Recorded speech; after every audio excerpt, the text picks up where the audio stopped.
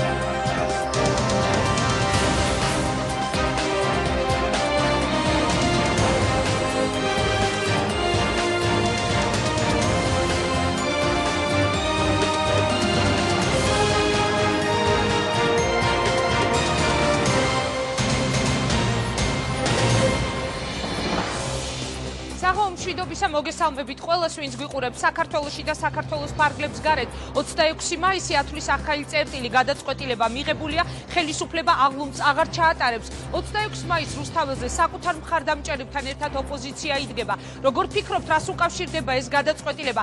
ხელისუფლება შეშინებულია და იძულებული ოპოზიციას დაუთმოს, თუ როგორც განცხადება გაკეთდა დაპირისპირების თავიდან ასაცილებლად. გაზეთი ალია წერს, რომ ამ თემაზე თითქოს გიგი უგულავასა და გოკა გაბაშვილის შორის სერიოზული დაპირისპირება მოხდა. თითქოს აღლუმის დღის წესრიგიდან მოხსნას მხარს უჭერდა უგულავა, რაზეც მძაფრი რეაქცია ჰქონდა გაბაშვილს, რომელიც ალიას ცნობით ამტკიცებდა, რომ აღლუმის მოხსნა სიტუაციის დათმობას დაემსგავსებოდა. სწორედ ამ შეკითხვით დავიწყებ დღეს გოკა გაბაშვილთან საუბარს, იგი გადაცემის მეორე სტუმარი იქნება, მანამდე კი თემები, რომელსაც დღეს პოლიტიკურ კვირაში წარმოგიდგენთ.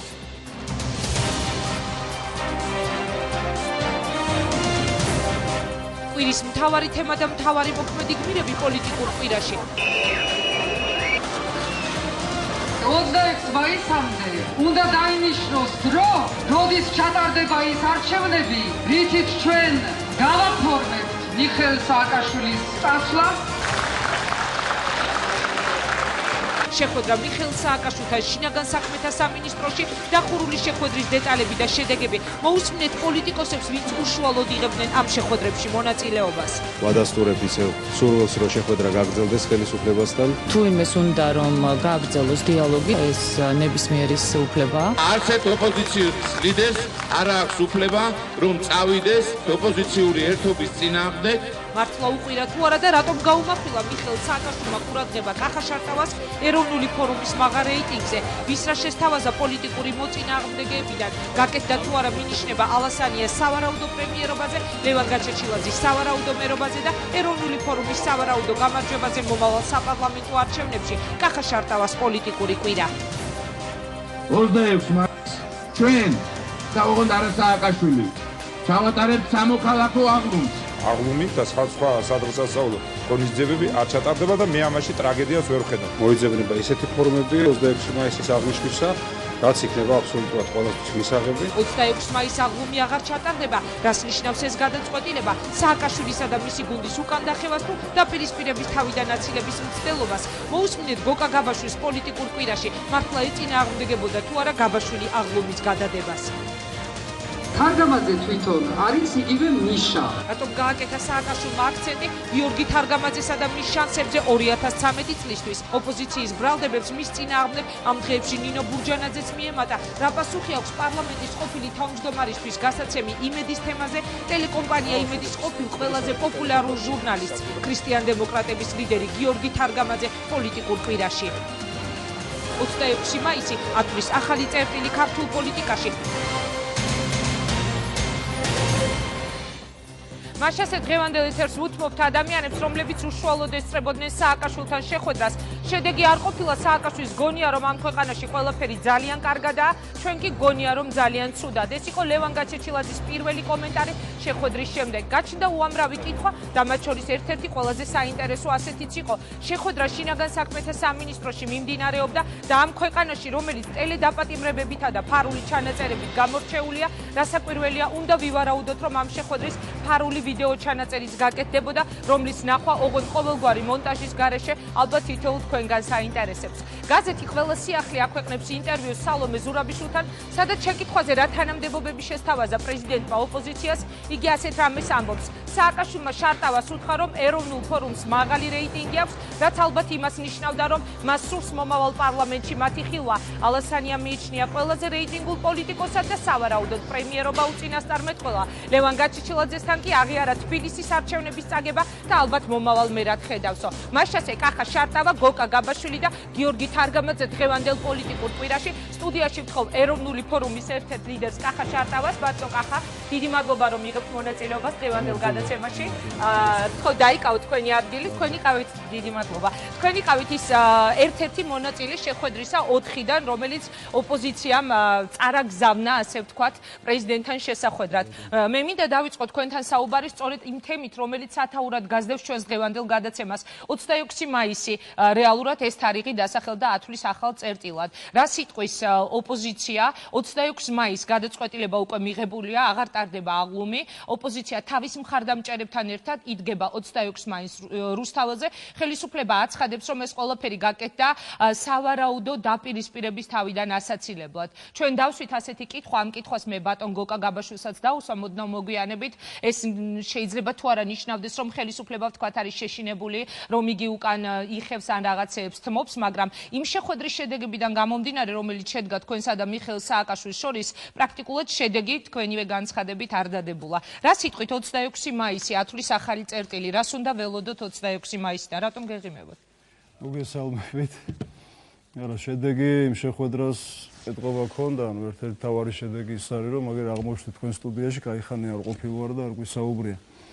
ეს სასიამოვნო შედეგია, რაც შეეხება 26 მაისს. ჩემი სტუდიის სტუმრობა თუ იქნებოდა შედეგი, მაშინ არ იყო საჭირო ამდენი საპროტესტო მიტინგები ყოველდღიურად, არა მეც არ ვარ ყოველდღე, მაგრამ ყოველდღურად დაგითმობთ ეთერში. შედეგი საინტერესო არაფერი მოუტანია ჯერჯერობით, გარდა იმისა, რომ შევთანხმდით, ჩემ და გასაოცრად, იმ შეხვედრაზე შევთანხმდით იმაზე, რომ სხვადასხვა რეალობას წარმოადგენთ, სხვადასხვა რეალობაზე ვსაუბრობთ და ქვეყანის შექმნილი სიტუაცია სხვადასხვა კუთხით გვაქვს დანახული, ან ორი რეალობა არსებობს, ეს მე პირდაპირ ვუთხარი, რეალობა, სადაც ხელისუფლების მიერ გაცხადებული აღშენებლობა, წინსვლა, ბედნიერება და ასე შემდეგ ეს იმყოფება და მეორე რეალობა, რომელსაც ჩვენ წარმოადგენთ, სადაც ადამიანები წლების განმავლობაში იტანჯებიან შიშისგან, უსამართლობისგან, ძალადობისგან, თვითრეალიზების შესაძლებლობის არქონისგან და ასე შემდეგ. და ეს ტანჯვა, რომელიც დაიწყო ქვედა დონეზე, როცა ადამიანები ფიქრობდნენ, რომ ადგილზე რაღაც პრობლემების მოგვარება შესაძლებელია, სასამართლოს მეშვეობით შესაძლებელია, ასე შემდეგ, თანდათან ავიდა ზევით, იმიტომ რომ პირველ ხანებში არავინ მაინც და მაინც მიშა წადის არ ყვიროდა, ბევრს ჰქონდა იმედი, რომ სააკაშვილი საქმის ყურში არ არის, პრეზიდენტმა რაღაც არ იცის, თანდათან მიხედავს და საბოლოო ჯამში მივიდა სწორედ იმ ლოზუნგამდე. გადადექი. ეს დაფიქსირებული იყო ჩვენი მხრიდან და სააკაშვილის საქმის ყურში არ არის, არ მგონია რომ ამას ფიქრობდა ვთქვათ ბევრი ადამიანი, იმიტომ რომ სააკაშვილი არ არის შევარდნაძე, მე ვგულისხმობ თუნდაც ასაკს როგორც თვითონ აცხადებს კი, არ არის შევარდნაძე მართალია. ხშირად იმეორებდა იგი ამ სიტყვებს? ერთი-ორჯერ იქაც გაიმეორა, რომ ეს არ არის ის დროინდელი ხელისუფლება და ასე შემდეგ. ამან ბუნებრივია გამოიწვია ის, რომ გაგრძელება უნდა მოყვეს ამ საპროტესტო აქციებს, რაღაცა ეპიცენტრი უნდა გაკეთდეს და გარდატეხა უნდა შევიტანოთ ამ პროცესებში, რომლებიც ამ თვის განმავლობაში მიმდინარეობს. ბატონო კახა, რა ტიპის გარდატეხა? თუკი ჩვენ ვსაუბრობთ, რომ ამხელა ერთვიანი საპროტესტო მოძრაობის და დაუსრულებელი მიტინგების და პროტესტის ფონზე შედეგი პრაქტიკულად არაფერი არ დაიდო და ოპოზიციამ რაც შეიტანა, ისევე ის გამოიტანა მართლა პირდაპირ მნიშვნელობით, რა შედეგზე საუბრობთ მას? რა შეიცვლება?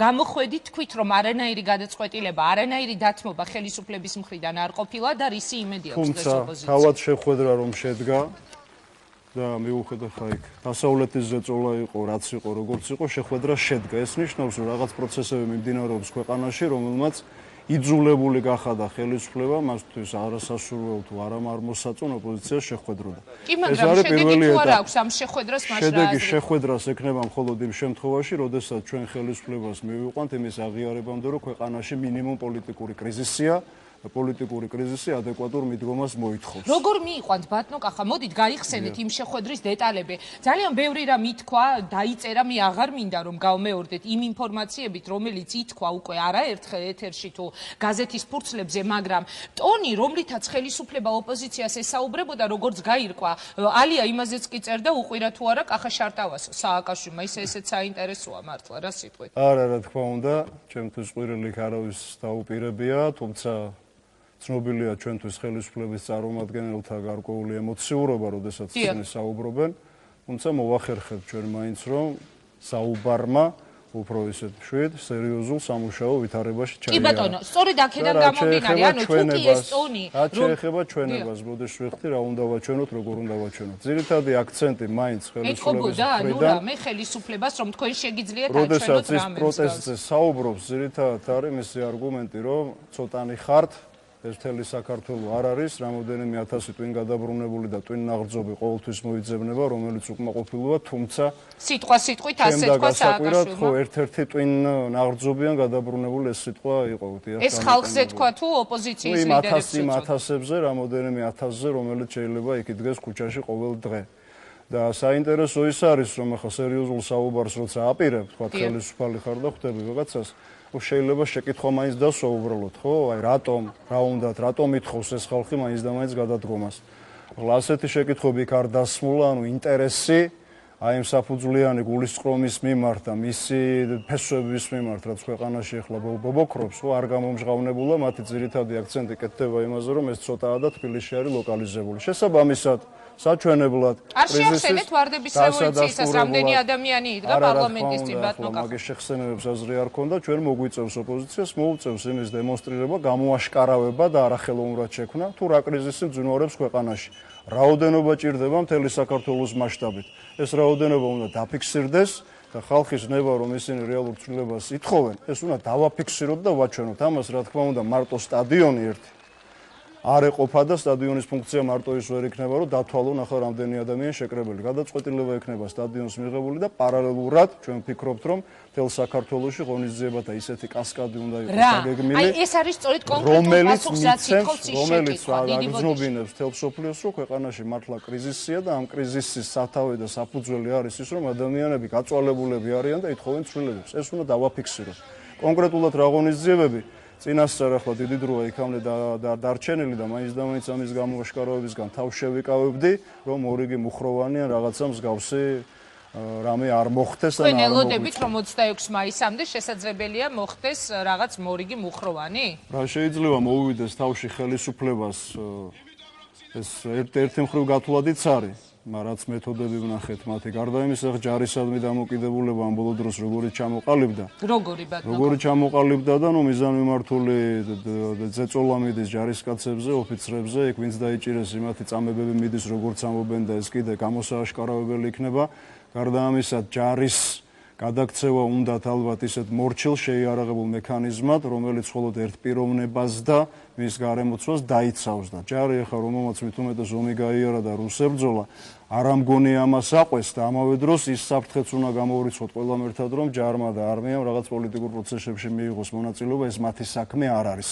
მათ გარეშე უნდა გაკეთდეს ისე, რომ მათი უფლებების დაცული იყოს, რა თქმა უნდა და ვერავინ ვერ გაბედოს მათი ღირსების ხელყოფა, ეს მათ არ დაუმსახურებიათ. ბატონო კახა, სალომე ზურაბიშვილის ინტერვიუ, რომელიც მე წეგან წავიკითხე, გაზეთ ყველა სიახლისთვის მიცემული. შეკითხვაზე რა თანამდებობები შესთავაზა პრეზიდენტმა ოპოზიციას, იგი პასუხობს, სააკაშვილმა შარტავას უთხრა, რომ ეროვნულ ფორუმს აქვს მაღალი რეიტინგი, ეს ალბათ სავარაუდო და უნდა ნიშნავდეს იმას, რომ მას სურს თქვა მომავალ პარლამენტში იხილოს ისინი. შეიძლება რეიტინგი არა, მე რამდენადაც მახსოვს, იქ ნახსენები იყო, რომ ეროვნული ფორუმი არის ყველაზე ორგანიზებული ძალა, ამას რეიტინგიც მოყვა თუ არა, ამისთვის აღარ მიმიქცევია. კი ბატონო, ალასანია მიიჩნია ყველაზე რეიტინგურ პოლიტიკოსად და სავარაუდოდ პრემიერობა უწინასწარმეტყველა და ლევან გაჩეჩილაძესთან კი აღიარა თბილისის არჩევნების წაგება და ალბათ მომავალ მერად ხედავსო. რა სიტყვით? პერსონიფიცირება ამ დიადი შეთავაზებების იქ არ ყოფილა, რა თქმა უნდა და მინისტრების. თუმცა აქ პერსონიფიცირებაზე შეიძლება ვისაუბროთ, თუ გავიხსენებთ, როგორ შეხვდა პრეზიდენტი 4 პოლიტიკოსიდან 3-ს და როგორ გამოკვეთილად ცუდად შეხვდა სალომე ზურაბიშვილს. ალბათ არ აქვს თლათქმელი ურთიერთობები და არც უნდა გქონდეთ, მით უმეტეს ახლა ქალბატონი სალომე პრინციპული მებრძოლია, რასაც მე ამ წლების განმავლობაში დავაკვირდი ამ რეჟიმის წინააღმდეგ და ბუნებრივია, რომ მათ კარგი ურთიერთობები არ ექნებათ, მით უმეტეს, რომ ისეთი ადამიანების ოპოზიციაში ყოფნა, რომელიც თავის დროზე თითქოს სააკაშვილმა მოძებნა გვერდში დაიყენა და ამ შემდეგ კიდევ უფრო ხაზს უსვამს იმას, რომ ეს ბრძოლა სამართლიანია და რაღაცა არის ამ რეჟიმში ისეთი, რაც ისეთი ადამიანებისთვისაც კი როგორც თუნდაც ირაკლი ალასანია, სალომე ზურაბიშვილი, ანუ მიუღებელს ხდის ამ რეჟიმს და მასთან ბრძოლას. ეს თავისთავად ძალიან საინტერესო თემა, იმდენად რამდენადაც დღევანდელი ოპოზიციის ძირითადი ნაწილი მთლიანად არა, მაგრამ ირაკლი ალასანია, ნინო ბურჯანაძე, სალომე ზურაბიშვილი, გოგა ხაინდრავა, ირაკლი ოქრუაშვილი, ზურაბ ნოღაიდი ყველანი დღეს აცხადებენ, რომ ისინი კატეგორიულად მოითხოვენ სააკაშვილის გადადგომას თანამდებობიდან. ანუ მისი დღევანდელი ოპოზიციის ძალიან დიდი ნაწილი არის ყოფილი ხელისუფლება. ბატონო კახა, ერთი კითხვა მინდა დაგისვათ. აი, აქედან გამომდინარე ამ შეხვედრიდან, რომელიც გაიმართა თქვენსა და საქართველოს პრეზიდენტს შორის. თქვენ მაინც ამბობთ, რომ გაქვთ კიდევ იმის იმედი, რომ იგი გადადგება? რა ეთყობოდა ხელისუფლებას? მის ტონში იგრძნობოდა რაიმე, რომ ოპოზიციისთვის აპირებს დათმობას?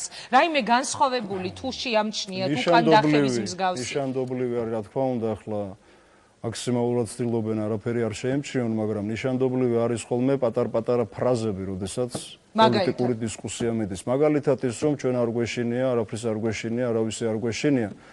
ამ შიშზე ხაზგასმა ნიშნავს, რომ თუნდაც ქვეცნობიერში რაღაც გაწვალებს და საფრთხეს გრძნობ.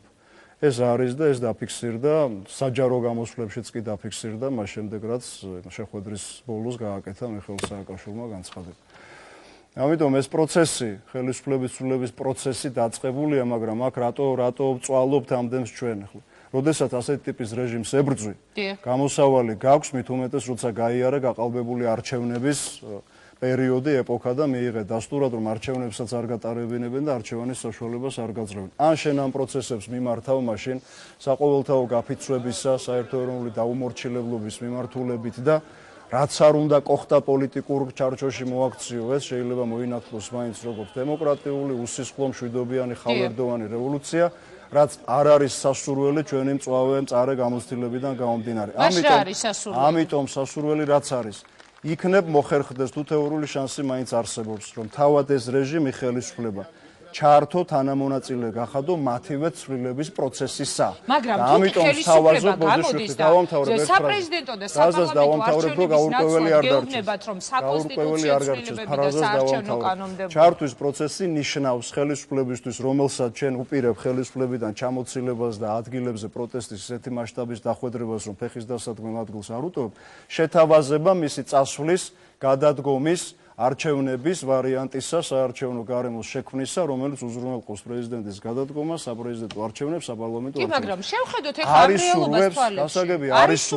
არის სურვა, მან თქვა თავის სათქმელი. შესაბამისად, ოპოზიცია საზოგადოებას, სამოქალაქო საზოგადოებას მოუწევს იმის დაჩემება და დემონსტრირება, რომ მიხეილ სააკაშვილის და მისი გარემოცვის გადასაწყვეტი აღარ უნდა იყოს ეს საკითხი. ერთი წუთი თუ შეიძლება უნდა დამიკონკრეტოთ. თქვენ წეგან თქვით, რომ ჯობს რომ მაშინ თანამონაწილე გახადო ამ საუბრების. თუ თეორიული შანსი არსებობს, რომ კიდევ უნდა გაგრძელდეს პრეზიდენტთან შეხვედრები, უნდა გაგრძელდეს დიალოგი და ეს იქნება შედეგიანი. მაგასაც დაგიკონკრეტებთ.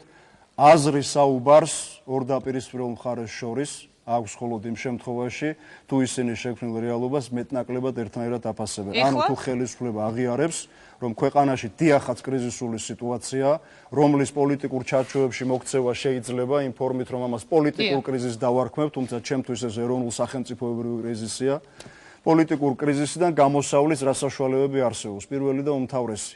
ადამიანებს, რომლებსაც გულისწყრომა უკმაყოფილება აქვს და კრიზისს როგორც ჩიხს განიხილავენ, არჩევანის საშუალება უნდა მიცე. თუ ამაზე მოდის ხელისუფლება და მზათა თუ წამოვიდა, მაშინ აქვს აზრი საუბარი. არა, თქვენ იყავით მასთან შეხვედრაზე, ამიტომ გეკითხებით, პირისპირ გესხნენა და არ მოდის. თუმცა პროცესის გაგრძელებისა და განვითარების შემთხვევაში მე არ გამოვრიცხავ, რომ ის იზოლებული გახდეს, დაждდეს და ამ თემაზე საუბარი. პროცესის განვითარების დიალოგის თუ საპროტესტო. აი ამ პროცესის დიალოგს იმ ადამიანების მხრიდან, ვინც მაინც ფიქრობენ, რომ ირაკლი ალასანია მაგალითად აკეთებს თუმცა ირაკლის არასდროს არ უთქვამს, რომ ეს ტყუილი წყლის ნახვა უნდა გაგრძელდეს. იგი ამბობს, რომ საპროტესტო აქციების ფონზე, რომლებიც გამოკვეთს მართლა კრიზისს, ლაპარაკს აზრი აქვს, თუ მართლა ფიზიკურ ანგარიშწორებას არ უპირებთ ერთმანეთს და აქ რა თქმა უნდა ომს და უბედურებას არავინ არ გეგმავს. ამიტომ თუ შესაძლებელია აღიარონ მათ რომ კრიზისია რომლიდან გამოსავალი მათი მშვიდობიანი, მათივე თანამონაწილეობით ხელისუფლებიდან წასვლა და მიიღონ ამაში მონაწილეობა, ოღონდ პირობები მაოცებთ ეხლა ბატონო კახა თქვენი შეხედვით თქვენ ოთხნი ამ შეხვედრაზე სააკაშვილის და მისი გუნდის პირისპირ და თქვენ კიდევ დღეს ამბობთ თუ მე გეკითხებით მტკიცებით ფორმაში მაინტერესებს თქვენი პასუხი თქვენ ნამდვილად გჯერათ რომ კიდევ არის შესაძლებელი რომ ეს ადამიანები წამოიყვანოთ თუნდაც პოლიტიკური კრიზისის აღიარებაზე და ვადამდელ საპრეზიდენტო არჩევნებზე კი არ გეკითხებით თუნდაც ვადამდელი საპარლამენტო არჩევნები რო არ მჯერა რა თქმა უნდა არ მჯერა მას რა თამაშია ეხლა ეს რომ ეს არის პოლიტიკოსის პასუხისმგებლობა, რომელიც ვალდებულია ყველა შანსი გამოიყენოს იმისათვის, რომ ქვეყანაში მიმდინარე პროცესები არ დაემსგავსოს უმართავ ქაოსს და რაც შეიძლება ნაკლები წინააღმდეგობა დაჭირდეს გადასალახად მოქალაქეს, რომელიც უნდა მივიდეს შედეგამდე. თორე წინააღმდეგ შემთხვევაში ახლა იმის დაჩემებას უბრალოდ რომ არაფერი არ გვაინტერესებს, არავის არ უყურებთ, მივდივართ ბოლომდე, ვიძახით მარტო ამ გადადექის და მაქსიმალურად ვაკეთებს ყველაფერს იმისათვის, რომ გადაყენებული ბოდიშვიხთი აღმოჩნდეს ხელისუფლებიდან ეს ძალა, ამის გაკეთებას არაფერი არ უნდა აკეთო. მაგრამ რო არ მოხდეს ეს პროცესი იზოლაციაში, მათ შორის საერთაშორისო იზოლაციაში, იქნებ უფრო ცივილური ფორმა მიეცეს ამას, თუმცა ეს ხელისუფლებაში მყოფი ძალის გადასაწყვეტია და არა ჩვენი, იმიტომ რომ ჩვენ მაინც ბოლომდე წასვლას ვიპირებთ, ეს გადადგომა დღეს და ხვალ და ზეგ მაინც რეალური და შემდგარი ფაქტი იქნება. როგორ იქნება რეალური და შემდგარი ფაქტი? საპროტესტო მუხტის ისეთი სახის ღონისძიებად ქცევის, რომლებიც დაადასტურებენ, რომ ხელისუფლება ქვეყანაში ვეღარ ფუნქციონირებს. მოდით მითხარით თქვენი გეგმის შესახებ, ბატონო კახა. დღეს ეს არის ძალიან საინტერესო. ხელში აიღო მოქალაქემ, რასაც დაჭირდება შემდეგ, რა თქმა უნდა, დე-იურე გაფორმება. რა არის ოპოზიციის გეგმა სამოქმედო იმისათვის, რომ ამ შედეგს მიაღწიოთ? ეს არის კონკრეტული კითხვა, რომელზეც ალბათ კონკრეტული პასუხი იყო საჭირო. კონკრეტული პასუხი უნდა იყოს, მაგრამ არა ასეთ გეგმის დაზუსტება და კონკრეტებით, რომელიც თავად ამ გეგმის განხორციელებას შეუშლის ხელს, მაგრამ მარტივად რო ვთქვა, მთელი საქართველოს ფეხზე დაყენება, ორგანიზებული, მობილიზებული ადგილებზე, არა მარტო რუსთაველზე თავმოყრამათი, არამედ ყველგან ადგილებზე დაყენება ფეხზე საქართველოს იმ აქტიური ნაწილისა, რომელიც აღარ მიცემს ხელისუფლებას ამ ხალხის ნების გარეშე რაიმე გადაწყვეტილება. ანუ გაიშლება საპროტესტო აქცია მთელ საქართველოზე. უნდა გაიშალოს ყველა შემთხვევაში. მაგისტრალების გადაკეტვა რჩება თუ არა ისევ ძალაში, ეროვნული დაუმორჩილება. ამის გასაკეთებლად საჭირო იყო ადგილებზე სამოქალაქო კომიტეტების ორგანიზებული ჯგუფების, მიზანმიმართული ინფორმირებული ჯგუფების ჩამოყალიბება, რათა არ იყო დამოკიდებული მხოლოდ სტიქიურ გამოძახებაზე ადამიანებისა, რომლებიც ხან ახერხებენ მოსვლას, ხან ვერ ახერხებენ. ამ ჯგუფების შექმნა გრძელდება, მაინც გაკეთდება ეს და მაინც მივახცევთ იმას, რომ მთელ საქართველოში ამ სამოქალაქო კომიტეტთა ქსელი გაკეთდება ისეთი, რომელიც მარტო თბილისში კი არ ირბენენ. ზესტაფონში გახდება პრობლემა, მთელი მერე ჩავიყვან და დავაყენებთ იქა. კახეთს ჩავიყვან თელავში და ასე შემდეგ. საჭიროების შემთხვევაში თბილისში მოგროვდება ეს და ეს ტემპები დაჩქარებულია 9 აპრილმა დააჩქარა. ასე ფიქრობთ თქვენ, რომ ეს ტემპები არის დაჩქარებული? მოდით დააჩქარა და 26 მაისისთვის რაღაც გარდამტეხ მომენტამდე უნდა მივიყვანოთ, როდესაც ეს პროტესტი მასშტაბური და არა მხოლოდ რუსთაველზე დაფიქსირდება, ეს უნდა იყოს ნაჩვენები. ანუ ეხლა თქვენი საუბრიდან ძალიან მარტივ ენაზე მე რომ გადმოვთარგმნო, არ მოუნდება, მაშინ საქართველოსდან უნდა გავიდეს, იმიტომ რომ საქართველოში ყველგან დაინახავს ამ პროტესტს და ამ კრიზისს. ოპოზიცია აპირებს გავიდეს რეგიონებში და 26 მაისს რეგიონებიდან თავის მხარდამჭერებთან ერთად დაბრუნდეს. არა მხოლოდ დაბრუნებას, არამედ რეგიონებშიც კერების, ზოგან პერმანენტული გარდამავალი კერების შექმნას, რომ ჩანდეს ამ პროცესში მონაწილეობს მთელი საქართველო და არა როგორც ხელისუფლება ამბობს, რამოდენიმე 1000 კაცი თბილისში. კი ბატონო, მაგრამ ისევ მინდა იმ შეხვედრას დაუბრუნდე ბატონო კახა, ჯერ მინდა გკითხოთ, სანამ დასრულდება ჩვენი საუბარი, აი, ყველაზე დასამახსოვრებელი დეტალი თქვენთვის, რაც ხელისუფლების ადეკვატურობა არაადეკვატურობაზე მეტყველებს, რაც ხელისუფლების შანსებზე, რომ დარჩეს ხელისუფლებაში, ან ოპოზიციის გამარჯვების შანსებზე მეტყველებს, რა იყო ამ შეხვედრიდან? ჩემთვის ყველაზე დასამახსოვრებელი, ახლა აი ამ წუთას უცებ სპონტანურად ვფიქრობ, ალბათ ის განცდა იყო.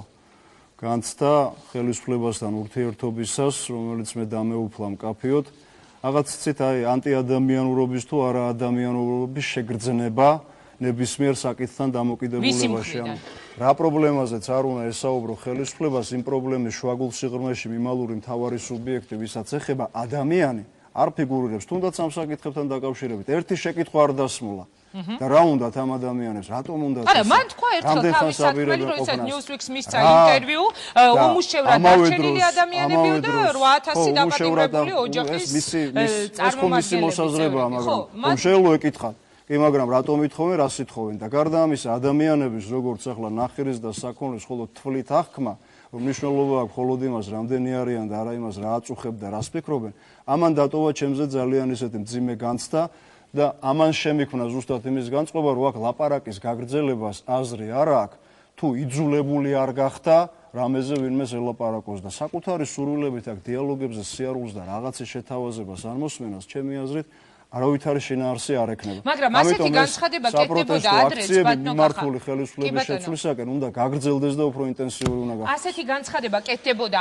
თავიდან, რომ ოპოზიციის ლიდერები ხაზგასმით ამბობდნენ, რომ არანაირი დიალოგი არ შედგებოდა ხელისუფლებასთან და პრეზიდენტთან, მაგრამ მაინც ამ დიალოგზე წავიდა ოპოზიცია და კიდევ ერთი.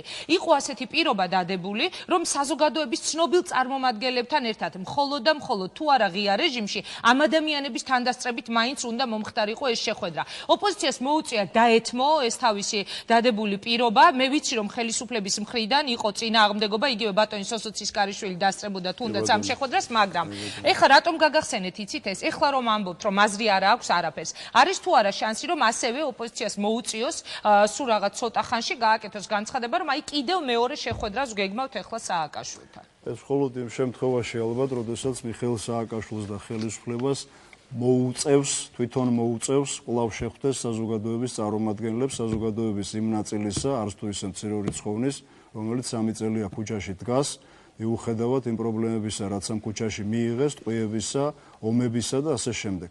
როცა ხელისუფლებას თვითონ მოუწევს მათთან საუბარი და ჩათვლის და მიხვდება რომ მოუწევს, აი მაშინ შეიძლება ვილაპარაკოთ ამ ლაპარაკზე და ამ საუბარზე და ისე არ ამგონია ამის გაგრძელებას რაიმე აზრი კონდეს, იმიტომ რომ კიდევ ერთხელ ვამბობ, სხვადასხვანაირად უყურებთ რეალობას და სხვადასხვა რეალობას ხედავთ. ისინი ხედავენ ვარდისფერს უფრო, თუმცა თავის პრობლემებსაც ასახელებენ, უმუშევრობა, დასაქმება ასე შემდეგ და აქ არის შეურაცხყოფილი ადამიანთა დიდი რაოდენობა, რომელსაც თქვენი განცხადებით უწოდეს twin ნაღმზობით თუ twin ხშირად უწოდებენ სხვათა შორის და არა მხოლოდ ერთ შეხვედრაზე, ხშირად უწოდებენ და ძალიან მნიშვნელოვანი ასეთ შეხვედრაზე ამ ადამიანებს ვინც ქუჩაში დგას, რას უწოდებს ხელისუფლება, ამიტომ მნიშვნელოვანია და უწოდებენ ამას. twin ნაღმზობ, twin გადაბრუნებულს და ასე შემდეგ ათასობით ადამიანს, რამოდენიმე 1000 ადამიანს, რომელიც ყოველთვის უკმაყოფილება და მათი უკმაყოფილება ისევ და ისევ თურმე ძირითადად დადის ჯიბეზე და კეთილდღეობაზე თურმე რეზო ჩხეიძე იქა, რობერტ სტურუა, ოთარ მეღვინე თუ ხუცესი, რამაზ კლიმიაშვილი და ისინი იმიტომ დგანან რომ ახლა რა ის დასაქმების პრობლემა აქვს თუ სხვა რამე აწუხებთ. დიდი მადლობა. რაც აწუხებთ იმის მიმართ ადეკვატური დამოკიდებულება იქნება ის რომ აღიარონ ქვეყანაში ეროვნულ სახელმწიფოებრივ კრიზისია, ტერიტორიების პრობლემა გვაქვს, ქვეყნის თვითგანვითარების პრობლემა გვაქვს და ამისადმი ამ პრობლემებისადმი მიდგომას განსხვავებულს ითხოვს ეს ხალხი და ამის გამო ითხოვს თუნდაც თავისუფალი არჩევნის საშუალების ქონას. ეგ არის და ეგ. ძალიან დიდი მადლობა ბატონო კახა გადაცემაში მონაწილეობისთვის. მე მინდა გისურვო წარმატება გოკა გაბაშვილის თხოვ სტუდიაში ბატონო გოკა ერთი წუთით twin ნაღმზობი და twin გადაბრუნებული როგორ ბრძანდებით? ასეთი შეფასება მისცა. ჩემს გამოიშვირეს თითი, ანუ მე ვარ ეს. არა, როგორ გეკადრებათ? არა, თქვენსკენ შეიძლება თითი გამოიშვირე, იმიტომ რომ ეს განცხადება მოვისმინეთ თქვენგან. ძალიან ბატონო, თქვენ არა მე გავიმეორე. არა, ნამდვილად ასეთი შეფასება twin ნაღმზობი და ასეთი შეფასებები არ ყოფილა ხალხის. ჩვენ თქვით რომ ოპოზიციის რამოდენიმე ლიდერის წარმოდგენაში არის ძალიან არასწორი წარმოდგენები და არადეკვატური. ანუ ეს ტერმინი იხმარეთ ოპოზიციის ლიდერების მიმართ და არა ხალხის? სანაც არა ოპოზიციის ყველა ლიდერის, არამედ რამდენიმე ლიდერი. ხალხს უსვამ და დავიჩევებ თავის დროზე ეს ჩანაწერი ალბათ უარსებობს გამოქვეყნდება. რამოდენიმე 1000 twin გადაბრუნებული და ოპოზიციოთა ლიდერები რამოდენიმე 1000 არა ვართ. ეს ხვებიცი გულისხმები. ძალიან დიდი მადლობა. ძალიან დიდი მადლობა წარმატებას გისურვებთ ბატონო გოკა გთხოვ დაიკავოთ თქვენი ადგილი. მაშინ ეს იყო კახა შარტავა. იმის ილუზია, რომ ჟურნალისტების ხელკეტები ცემას ან მათ სირცხვილის დერეფნებში ტარებას და სახეში ფურთხებას დაუშვებთ ნურავის ექნება, მთავრობა არც დაატერორებს მათ და ნურც ნურავის ექნება. ილუზია, რომ ჟურნალისტს დავატერორებინებ ვინმეს. ეს განცხადება საქართველოს პრეზიდენტმა ოპოზიციასთან შეხვედრის შემდეგ გააკეთა.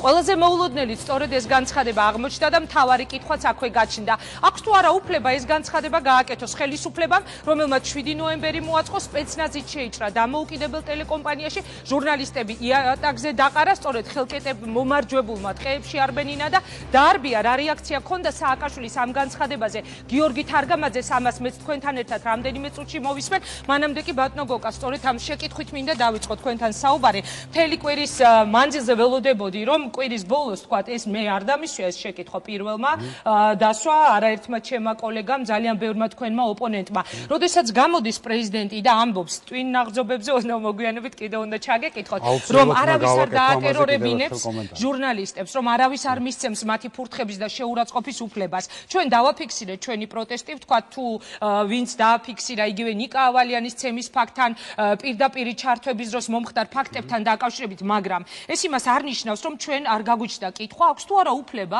ეს განცხადება გააკეთოს ხელისუფლებამ, რომელმაც სწორედ ხელკეტებ მომარჯვებულმა არბენინა ჟურნალისტები ტყეში. მოდი ვთქვათ, რომ ეს უფლება კი არა აქვს, ვალდებულება აქვს, რომ ეს განცხადება გააკეთოს ზუსტად ასეთი. ხელისუფლებამ, რომელმაც 7 ნოემბერი მოაწყო ჟურნალისტებთან მიმართებაში, თუნდაც ყველაფერს ხელისუფლებამ, რომელმაც გააცნობიერა და ამის შესახებ ჩვენ არაერთხელ გვითქვამს, რომ 7 ნოემბერი იყო ძალიან ბევრი შესთომის ერთობლიობა, როგორც ხელისუფლების მიერ დაშვებულის, ასევე იმ რადიკალური ოპოზიციის მიერ, რომელმაც სამწუხაროდ ხელისუფლებისგან განსხვავებით ვერაფერი ვერ ისწავლა და ისევ მკვეთრი დაპირისპირების, ისევ რადიკალური დაპირისპირების, ურთიერთქიშპობის და საზოგადოებაში აი ამ გამყოფი ხაზების გზით უნდა სიარული. მათ შორის ხელისუფლებამ აიღო ყველაზე მაღალი პოლიტიკური პასუხისმგებლობა აი იმ კრიზისის მერე, რომელიც ნოემბერში მოხდა.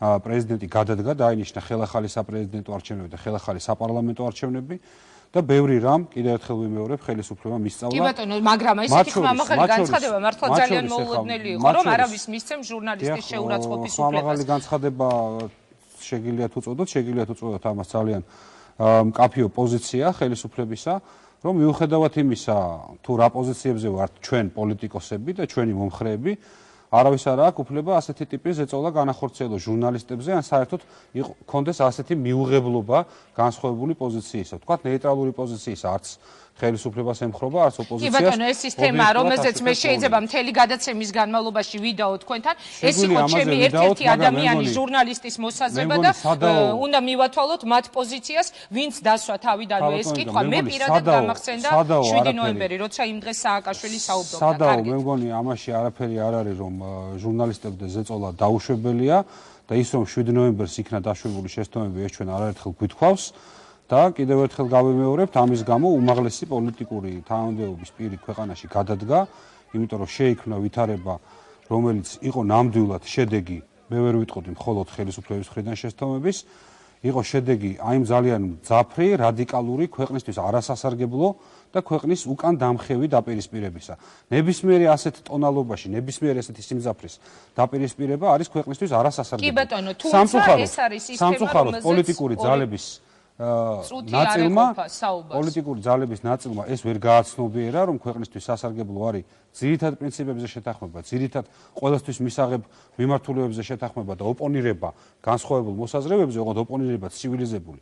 აი ეს არის იმ გზა, რომელზეც უნდა ნორმალური ევროპული ქვეყანა იყოს. მაგრამ რა ნორმალურ ტონზე არის საუბარი, ბატონო გოკა, თუ კი კარგით დავანებოთ თავი, მე დავაფიქსირე აქ ეს იყო მეც მივეკუთვნები იმ ადამიანებს, ვისაც ეს კითხვა გაუჩნდა, როდესაც სააკაშვილის განცხადებას ისმენდა ჟურნალისტებზე, მაგრამ დავანებოთ ამ თემას თავი. რა ნდობაზე, რა ტონზე არის საუბარი, როცა აი ამ წუთას ვსაუბრობდი ტვინ ნაღრძობი თუ ტვინ გადაბრუნებული.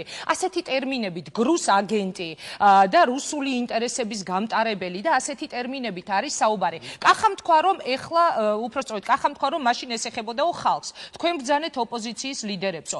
თუნდაც ეს ოპოზიციის ლიდერების მიმართ ნორმალურია ასეთ ტონში საუბარი, უკაცრავად, ძალიან ისეთი. ჩვენი სტილი საერთოდ არ არის პერსონალური შეურაცხყოფა, ვიღაცის ჩვენ უფრო მეტად გვიწევს პერსონალური შეურაცხყოფების მოსმენა და 1000 გვარი მართლაც ამაზრზენი გამონათქვამის მოსმენა ჩვენი მისამართით. და ჩვენ ამაზე ვცდილობთ, რომ რეაგირება არ გქონდეს საჯარო მათ შორის, რაც ყველაზე მეტად დაუშვებელია, რომ პოლიტიკოსებმა ერთმანეთს საჯაროდ პერსონალურად თქვა დაესხან თავს. რაც შეეხება გრუს აგენტს, მე ნამდვილად არ მახსოვს და ქალბატონი სალომეს აშკარად ფანტაზიის ნაყოფია, რომ ვიღაცამ მას უთხრა, რომ შენ გრუს აგენტი ხარო, აშკარად ეს მისი ფანტაზიის ნაყოფია. არც ის მახსოვს რომ ვიღაცას იმ ხალხისთვის რომელიც პროტესტს გამოხატავს მათზე ეთქვას რომ ტვინ გადაბრუნებული და ოპოზიციის ლიდერი საუბრობდა ეხლა საუბარი იყო შემდეგზე როცა ჩვენ ოპოზიციის ლიდერებმა აგვიწერეს მათეული ხედვა პოლიტიკური სიტუაციის ჩვენგან იყო ესეთი პოზიცია რომ ეს არის კრიზისი პოლიტიკურ ძალთა ურთიერთობის და პოლიტიკური კულტურის რომ ჩვენ არა გვაქვს საშუალება მიუხედავად განსხვავებული აზრებისა და განსხვავებული პოზიციებისა ნორმალური ტრადიცია შეუქმნათ ამ ქვეყანაში პოლიტიკაზე საუბრის პოლიტიკური საკითხების გადაწყვეტის და ეს არის ტვინებში არსებული პრობლემა პოლიტიკური ლიდერების ტვინებში არსებული არა მომენტალურად გავახსენდა იგივე ყველაფერს თავს დავანებებ თქვა ჩარეცხილების თემა როცა თქვენ ამბობთ რომ ხო ჩვენ დავინახეთ ჩვენი შეცდომები იქ გადადგომა მოხდა ხელახალი არჩევნების ჩატარება ანუ იგივე ტონალობაში გრძელდება ხელისუფლების ურთიერთობა თავის ოპონენტებთან იგივე ტონალობაში ბატონმა კახამას თქვა და მეც ვიტყვი რომ აბსოლუტურად ნორმალური და საქმიანი საუბარი იყო იქ რაღაც გარკვეული ეპიზოდები იყო რომელსაც ღიმილი მოგვარა ჩვენს და მე მგონი ოპოზიციის სხვა ლიდერებსაც ვინც თავად არ იყო რომელ ეპიზოდს გულისხმობ ნუ აი მაგალითად რომ როცა აქ მოვდიოდიო ერთ-ერთმა ლიდერმა თქვა მე ისიც კი მეჩესო წყალი არ დავლიო აქაოდან ხო დანარჩენმა ლიდერებმა დემონსტრაციულად წყალი დალიეს ამის ქალბატონმა სალომემ თქვა დღეს იმდენჯერ ვახსენეთ ქალბატონის სალომე ალბათ უახლოეს პერიოდში მას უნდა როცა ჩვენ თვიანად ოპოზიციაზე ვლაპარაკობთ ხა ჩვენ არა გვაქვს საუბარი ერთ რაღაცა მონოლითურ ერთნაირ ძალაზე სადაც ყველა თქვა ერთნაირია და ყველა ერთნაირად ფიქრობს, ყველა ერთნაირი სტრატეგიით ფიქრობს თავის მომავალზე და ერთნაირი ტაქტიკა აქვს. ეს არის აბსოლუტურად განსხვავებული ხალხი ხა. არავისთვის არის ტვინ გადაბრუნებული და არც გრუს აგენტი არ უთქვია ხა თქვენ რუსეთის ინტერესების გატარებაზე ბრძანეთ, ხო? არა, დაფინანსებაზე იყო იქ საუბარი კონკრეტულად. გატარებაზე საუბარი იყო და ხა საუბარი იქნება. ნინო ბურჯანაძის მისამართით იქნა თითი გაშვერილი ხელისუფლების ჩვენი აზრით, მაგრამ ვერ დადეთ ვერცერთი დოკუმენტი. ვიღაცა ჩვენი აზრით თუ რუსეთის ინტერესს ატარებს, ეს არ ნიშნავს იმას აუცილებლად ჩემი მხრიდან რომ ის ან გარიგებაშია რუსეთთან ან ფული აქვს აღებული ან შეკვეთას იღებს ხო ისე შეიძლება ვიღაცის პოლიტიკა ჩემი აზრით ატარებდეს რუსეთის ინტერესებს და მე ამის შესახებ თქვა რომ მე ამ ადამიანს არ მივაყენო პერსონალური შეურაცხყოფა. იცით რატო ჩდება ეს კითხვა? ერთი წუთი თქვენ არ გაგჩენიათ შეკითხვა, როცა ბატონი ებრალიძე ამდენი ხანი ადამიანი იყო პარლამენტის თავმჯდომარე ქვეყნის მეორე პირი. თქვენ არ გაგჩენიათ ეს შეკითხვა, რომ ბატონი ებრალიძე, ბატონი ხომერიკი და სხვები სოჩში როცა ატარებენ რაღაც გარკვეულ პოლიტიკურ თავყრილობას, მანამდე ვენაში იკრიბებოდნენ. და ყველა ვიცით, რომ ეს ის ადამიანები არიან, როცა საქართველო იბომბებოდა, მათ პრეზიდენტი მედვედევი ურიგებდა ორდენებს. არ გაგჩენიათ შეკითხვა, რომ ამ ადამიანების კონტაქტები ვენაში ქართულ პოლიტიკოსებთან, აქედან წასული ჯგუფი, რომელიც სოჩში ეახლამა და ასე შემდეგ, ვის ინტერესებს ატარებს აბა? ჩინეთის? ერთი წუთით, არა, იცით რატომ გეკითხებით ამას? როცა მე ვლაპარაკობ ოპოზიციაზე, მე ხარ ვლაპარაკობ ყველაზე, მე არ შემიძლია ერთად ვილაპარაკო. ირაკლი ალასანიაზე, შალვა ნათელაშვილზე, კახა შარტავაზე, გუბა სანიკიძეზე, სალომე ზურაბაშვილზე. გასაგებია, ბატონო, მაგრამ ჩვენ ხომ წელიწად ნახევრის წინ მოვისმინეთ რამდენ ოპოზიციის ლიდერზე ხელისუფლების მხრიდან იქნა გაკეთებული განცხადება, რომ ისინი მიერთებულები არიანო რუსეთის საელჩოზე. როდესაც თქვენ სამ დახურულს შეხვედრაზე შეეხო საუბარი იგივე ნინო ბურჯანაძე. შემდეგ ხომ გაცხადდა ეს ინფორმაცია, რომ აი იქ ითქვა, რომ თურმე ნინო ბურჯანაძეზე გაქვთ ეჭვი, რომ იგი ატარებს რუსულ ინტერესებს. როდის მიხვდა ამას ხელისუფლება? ადამიანი ორჯერ იყო პრეზიდენტის მოვალეობის შემსრულებელი. ამდენი წლის განმავლობაში მას გვერდით იყენებდა მიხეილ სააკაშვილი და იგი იყო ერთ-ერთი საამაყო სახე ხელისუფლების და როცა ოპოზიციაში გადავიდა, მერე მიხვდით, რომ იგი რუსული ინტერესების გამტარებელია ქართულ პოლიტიკაში. პოლიტიკოსის საქციელი შეფასება ხდება იმ ქმედებების მიხედვით, როცა ქმედებას განახორციელებს, მაშინ შეიძლება ეს ქმედება შეაფასო, ხო? ქალბატონ ბურჯანაძეზე მე ახლა ესეთი წარმოდგენა რომ თქვა ვიღაცის ინტერესებს ატარებს და პირდაპირ რუსეთის აგენტია ეს არც მithქვავს და არც ფიქრობ ესე მაგრამ როცა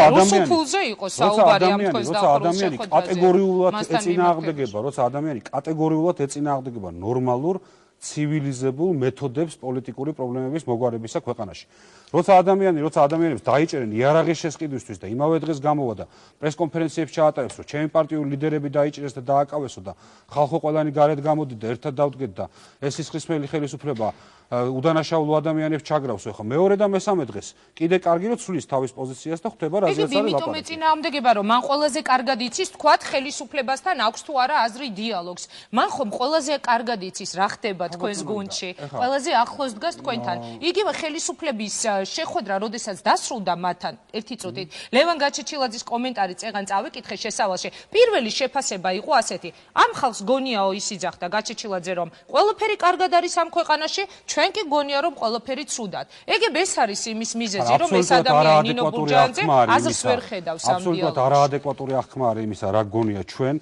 ეხლა საერთოდ მიკვირს რომ შეხვედრიდან გამოსვლის მერე 1000 რაღაცაზე როცა ლაპარაკი და 1000 რაღაცეთი იწერება, რასაც არაფერი საერთო იმ შეხვედრასთან არ ქონია, მათ შორის რომ ჩვენ გვითხოვს რომ ყველაფერი არის კარგად და მათ ვთქვათ რომ ყველაფერი არის. არა, მათი დასკვნა იყო ასეთი. თავად თქვენ ხო ხვდებით საერთოდ ეგეთი პრიმიტიული ლაპარაკები, ესე დახურულ შეხვედრებზე არ არის საერთოდ, რომ ჩვენ ვამტკიცოთ რომ ყველაფერი კარგადაა და მათ ამტკიცონ რომ ყველაფერი სულად არის. ეხლა ხო აქ არ არის საბავშვო ბაღი, არ იკრიბება ესეთ შეხვედრებზე, სადაც ესეთი ლაპარაკები მიმდინარეობს და ესე გამარტივებული, ესე ვთქვათ, მიტინგისთვის გასაგებად და ძალიან უტრირებულად როცა ხდება ამბის მოყოლა, ესე არასოდეს არ არის. საერთოდ რაზე გვაქვს ლაპარაკი? საერთოდ ლაპარაკი გვაქვს იმაზე, რომ ჩვენ გვესმის, რომ არიან პოლიტიკური ლიდერები, არის 13-14 პარტია და პოლიტიკური ჯგუფები, რომელსაც ჩვენ კატეგორიულად არ მოწონვართ.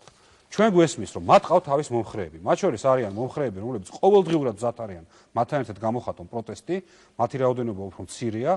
არის ჯგუფი ადამიანების, რომელიც როცა ისინი უფრო სერიოზულ და ხანგრძლივ ორგანიზებას გააკეთებენ, გაცილებით დიდი ჯგუფია, რომელიც მათ, ასე ვთქვათ, საკვანძო მიტინგებზე დადის და კიდევ უფრო დიდი ჯგუფია, რომელიც მათ აძლევს ხმას. ეს ხალხი რეალურად არსებობს, ამ ხალხს აქვს თავის პოზიციები, ამ ხალხს აქვს თავის შეხედულებები, ამ ხალხმა აიღო როგორც მინიმუმ 9 მილიონი ცოტა მეტი ხმა კიდე ბოლო არჩევნებზე, ეს ხალხი არსებობს. მაგრამ ამ ხალხმა და მათმა ლიდერებმა ჩათვალონ, რომ სხვა ხალხი არ არსებობს ამ ქვეყანაში. სხვა ხალხს თავის პოზიციები არ აქვს. ან ჩათვალონ, რომ ყველამ თავის პოზიციები ქუჩაში უნდა გამოხატოს. ან ჩავთვალოთ, რომ ჩვენ ახლა ხელის გადაწევაზე უნდა ვიყო და ვინვის მოერევა, ეს არის ამ ქვეყნის განვითარების გზა, ეს არის კატასტროფული, არასწორი. ქვეყნის უკან დამხევი, დაპირისპირებების გამჩენი, სამოქალაქო დაპირისპირების მოტანის გზა. რატომ არის უკან დამხევი, ბატონო გოგა, თუნდაც იგივე ტონი, რატონითაც თქვენ თავის დროზე იმ დღესაც მიხეილ მაჭავარიანთან მომიწია ამ თემის გახსენება. თუ კი სააკაშვილს და მის გუნდს თქვენ სხვებს შეგეძლოთ რომ დგარიყავით პარლამენტის წინ, ზუსტად საპროტესტო მიტინგებით მიგეღწიათ შედეგამდე. რატომ არ აქვს უფლება სხვა ჯგუფს რომ ზუსტად იგივე შედეგზე იფიქროს პროტესტის გზით? იმიტომ რომ ჩვენ მაშინ მოგპარეს არჩევანი, ჩვენ მაშინ გაგვიყალბეს არჩევნები, რაც დაადასტურა ხმების პარალელურმა დათვლამ. დაადასტურა ყველა საერთაშორისო საზანაკოებრივ ორგანიზაციამ. ამაზე ცალსახად, როგორც საქართველოს შიგნით, ასევე საქართველოს გარეთ, ყველგან იყო სრული კონსენსუსი იმაზე, რომ ეს არჩევნები გაყალბდა და ხალხმა თავის არჩევანი მოიპოვა ქუჩაში გამოსვლის გზით.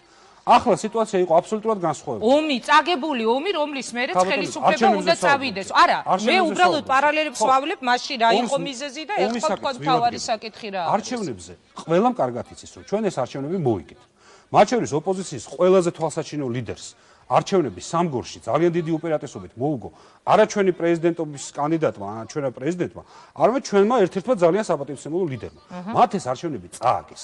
და როცა არჩევნებს წააგებ, ქალბატონო ინგა, მერე მიუხედავად იმის, რომ არჩევნები წააგე, მაინც იარო რევოლუციური გზით, არ შეეგუო არჩევნების წაგებას, არ თქვა რომ მე არჩევნები წავაგე, ეს არ არის სწორი. არჩევნებზე არ შეგედავები, თუმცა ისინი გედავებიან, მე არ შეგედავებით, იცით რატომ? არა, ერთი წონი, თავარი კითხვა, ომი მოხდა მე ქვეყანაში. გიყვებით ახლა. ომის შემდეგ იგივე რაოდენობით ყავთ მხარდამჭერები, ფიქრობ. შედგა ხელისუფლება ლეგიტიმური, საქართველოს ლეგიტიმური პრეზიდენტი, საქართველოს ლეგიტიმური პარლამენტი. სამწუხაროდ მათ არ ესურვეს ამ პარლამენტის ნაწილად ყოფნა, დარჩენ ქუჩაში თავის აზრის გამომხატველ პოლიტიკურ ლიდერებად, რაც მათი საქმეა, მე ვთქვი რომ შეცდომა, ისინი შეიძლება თქვენ რომ სწორია, თუმცა ეხლა გონია რომ თქვენ რომ არასწორია. მაგრამ მოხდა ასე, ხო? ამის შემდეგ მოხდა ომი, ანუ რუსეთი დაგვესხა ჩვენ თავს. რუსეთმა დაგვიწყო ჩვენ ომი. და ამ მიზეზით ახალი არჩევნების დანიშვნა არის პირიქით კატასტროფული არასწორი სიგნალის გაგზავნა რუსეთისთვის, რომ რამდენჯერაც პატივცემულო რუსეთის ხელმძღვანელობა. თქვენ არ მოგეწონებათ საქართველოს ხელისუფლება.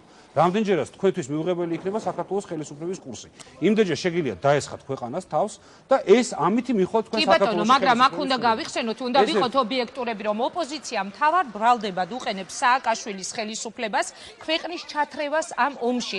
ამაზე ნუ გავიდავებთ ბატონო გოკა და ერთი კითხვა და მე კონხომ არ არიდებ თავს ამ კითხვაზე პასუხს. იგივე რაოდენობით ყავთ მხარდამჭერები ომის შემდეგ, როგორ ფიქრობ? ქალბატონო ინგა, ვის რამდენი მხარდამჭერი ყავს, ამას იკვლევს სოციოლოგია.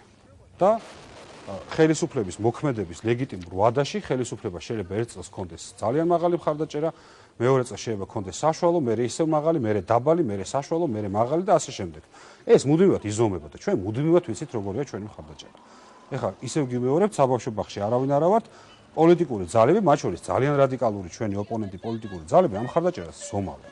და ეხლა იგივეა ეს მხარდაჭერა. იცით რა არის, რა თქმა უნდა, როცა რაოდენობაზე ყოფილა თურმე მთავარი პრობლემა, როგორც ხახა შარტავა საუბრობდა, რამდენი კაცი დგას გარეთ. ქვეყნები ესე არ ცხოვრობენ, რომ ხელისუფლება ლეგიტიმურია მაშინ, როცა 90% მხარდაჭერა აქვს. ხელისუფლება ლეგიტიმურია, როცა მას აირჩევენ. არჩევის მერე მას შეიძლება რაღაც მომენტში კონდეს მაღალი მხარდაჭერა, შეიძლება კონდეს დაბალი მხარდაჭერა, შეიძლება კონდეს საშუალო მხარდაჭერა. ეხლანდელ ჩვენ მხარდაჭერას მე პირადად დავარქმევდი საშუალოს. ეხლანდელ მხარდაჭერას. ბატონო გოკა, რატომ არ დაუწყო არაფერი ხელისუფლებამ ოპოზიციას? იყო მოლოდინი, რომ თუნდაც ვადამდელ საპარლამენტო არჩევნებზე მაინც იქნებოდა წინადადება შეთავაზებული. პრაქტიკულად გამოვიდა ისე, რომ არაფერი არ დაუთმო გარდა იმ საკონსტიტუციო ცვლილებებზე მომუშავე კომისიისა, რაც სულაც არ ყოფილა მათი მოთხოვნა. ხო, ესე იგი მათი მოთხოვნა, როგორც მე ვიცი, ერთადერთია გადადგეს პრეზიდენტი სააკაშვილი და ამას არ დაუთმობით ალბათ თვითონაც ხდებოდნენ, იმიტომ რომ ეს ჩვენთვის წარმოუდგენელი კონსტრუქცია. პოლიტიკური კრიზისი როგორ უნდა განიმუხტოს მასში ადამიანებია, იმიტომ რომ კიდევ ერთხელ ვამბობ, არჩევნების დანიშვნა, ჯერ ესეთი ნებისმიერი, თქვა საპარლამენტოზე, ან ნებისმიერი სხვა არჩევნების დანიშვნა, მაშინ როცა არ არის ელემენტარული კონსენსუსი პოლიტიკურ ძალებს შორის საარჩევნო კანონმდებლობაზე, საარჩევნო გარემოზე და ამ შემდეგ, კრიზისების გარმოხდის საშუალება კი არ არის. კრიზისების აფეთქების საშუალება. ანუ ადასტურებთ, რომ ეს კრიზისი არსებობს ქვეყანაში. პოლიტიკური ურთიერთობების კრიზისია, პოლიტიკური ურთიერთობების, პოლიტიკური კულტურის კრიზისია. როცა რაღაცა ჯგუფს გონია, რომ მარტო თვითონ არის ამ ქვეყანაზე. როცა რაღაცა ჯგუფს გონია, რომ ის როცა ლაპარაკობს მთელი საქართველო, მხოლოდ მას აქვს ღირსება, მხოლოდ მას აქვს სიმართლე, მხოლოდ მას აქვს სათქმელი და ყველაფერი დანარჩენი არ არსებობს. მას შეუძლია ჟურნალისტებს უწოდოს, რომ ბუზებივით უმეხვევითო, მას შეუძლია ნებისმიერი საწინააღმდეგო აზრი კატეგორიულად გამოლანძღოს, მის რევოლუციურ სულისკვეთებას თუ რამე არ მოეწონება, შეუძლია პირდაპირ დედისგინებაზე გადავიდეს. ეს კრიზისია მართლაც, როცა ადამიანები ვერ ხვდებიან, რომ შეიძლება ნორმალურად განახორციელოს შენი პოლიტიკური ინტერესები. კარგი, ჟურნალისტების თემაზე კიდევ მიუბრუნდები, თორემ მე ისევ მომიწევს, რომ შეგედაოთ ჟურნალისტებთან დამოკიდებულების თემაზე. ჩვენ შევთავაზეთ. ჩვენ შევთავაზეთ ძალიან მნიშვნელოვანი რაღაცები. პირველი შევთავაზეთ, რომ თუ თქვენ ამბობთ, რომ პრობლემაა დაუბალანსებელი ხელისუფლება, სადაც ხელისუფლება მთლიანად არის კონცენტრირებული ხელისუფლების ერთ შტოში, ხო? ამას თვლით, რომ პრობლემაა. დავსხდეთ, ერთად ვიმუშაოთ იმ მოდელზე, რომ საქართველოში ხელისუფლება იყოს მეტად დაბალანსებული. ყველაფერი ხომ დროის გაწელვის პოლიტიკაა, ბატონო გოგა. დავსხდეთ და ვიმუშაოთ, დავსხდეთ შევქმნათ კომისია, დავსხდეთ შევიტანოთ რაღაც ცვლილებები. მოდი, აბა სხვა ვარიანტი. არა, ადამიანები ითხოვენ კონკრეტულ ჩატარდეს არჩევნები ვადამდელი. სხვა ვარიანტი გამიხოთ, მაშინ არ დავსხდეთ და არ ვიმუშაოთ. არ შევეცადოთ. შეძლო თუ არა ხელისუფლებას თუნდაც საპარლამენტო არჩევნების შეეთავაზებინა. თუნდაც იმიტომ, რომ ქვეყანა გამოვიდეს ამ მდგომარეობიდან. გადაედგა ეს ნაბიჯი. ისინი არ შევიდნენ პარლამენტში. ნანობენ თუ არ ნანობენ, სწორი იყო თუ არ იყო სწორი, ეს დავტოვოთ ესე. ეს მათი არასწორი გადაწყვეტილება იყო. ჩვენ შევთავაზეთ მათ ძალიან კონკრეტული რამ, რომ ერთად ვიმუშაოთ საარჩევნო კანონმდებლობაზე, ერთად ვიმუშაოთ იმაზე, რომ არჩევნების მიმართ გქონდეს ნდობა.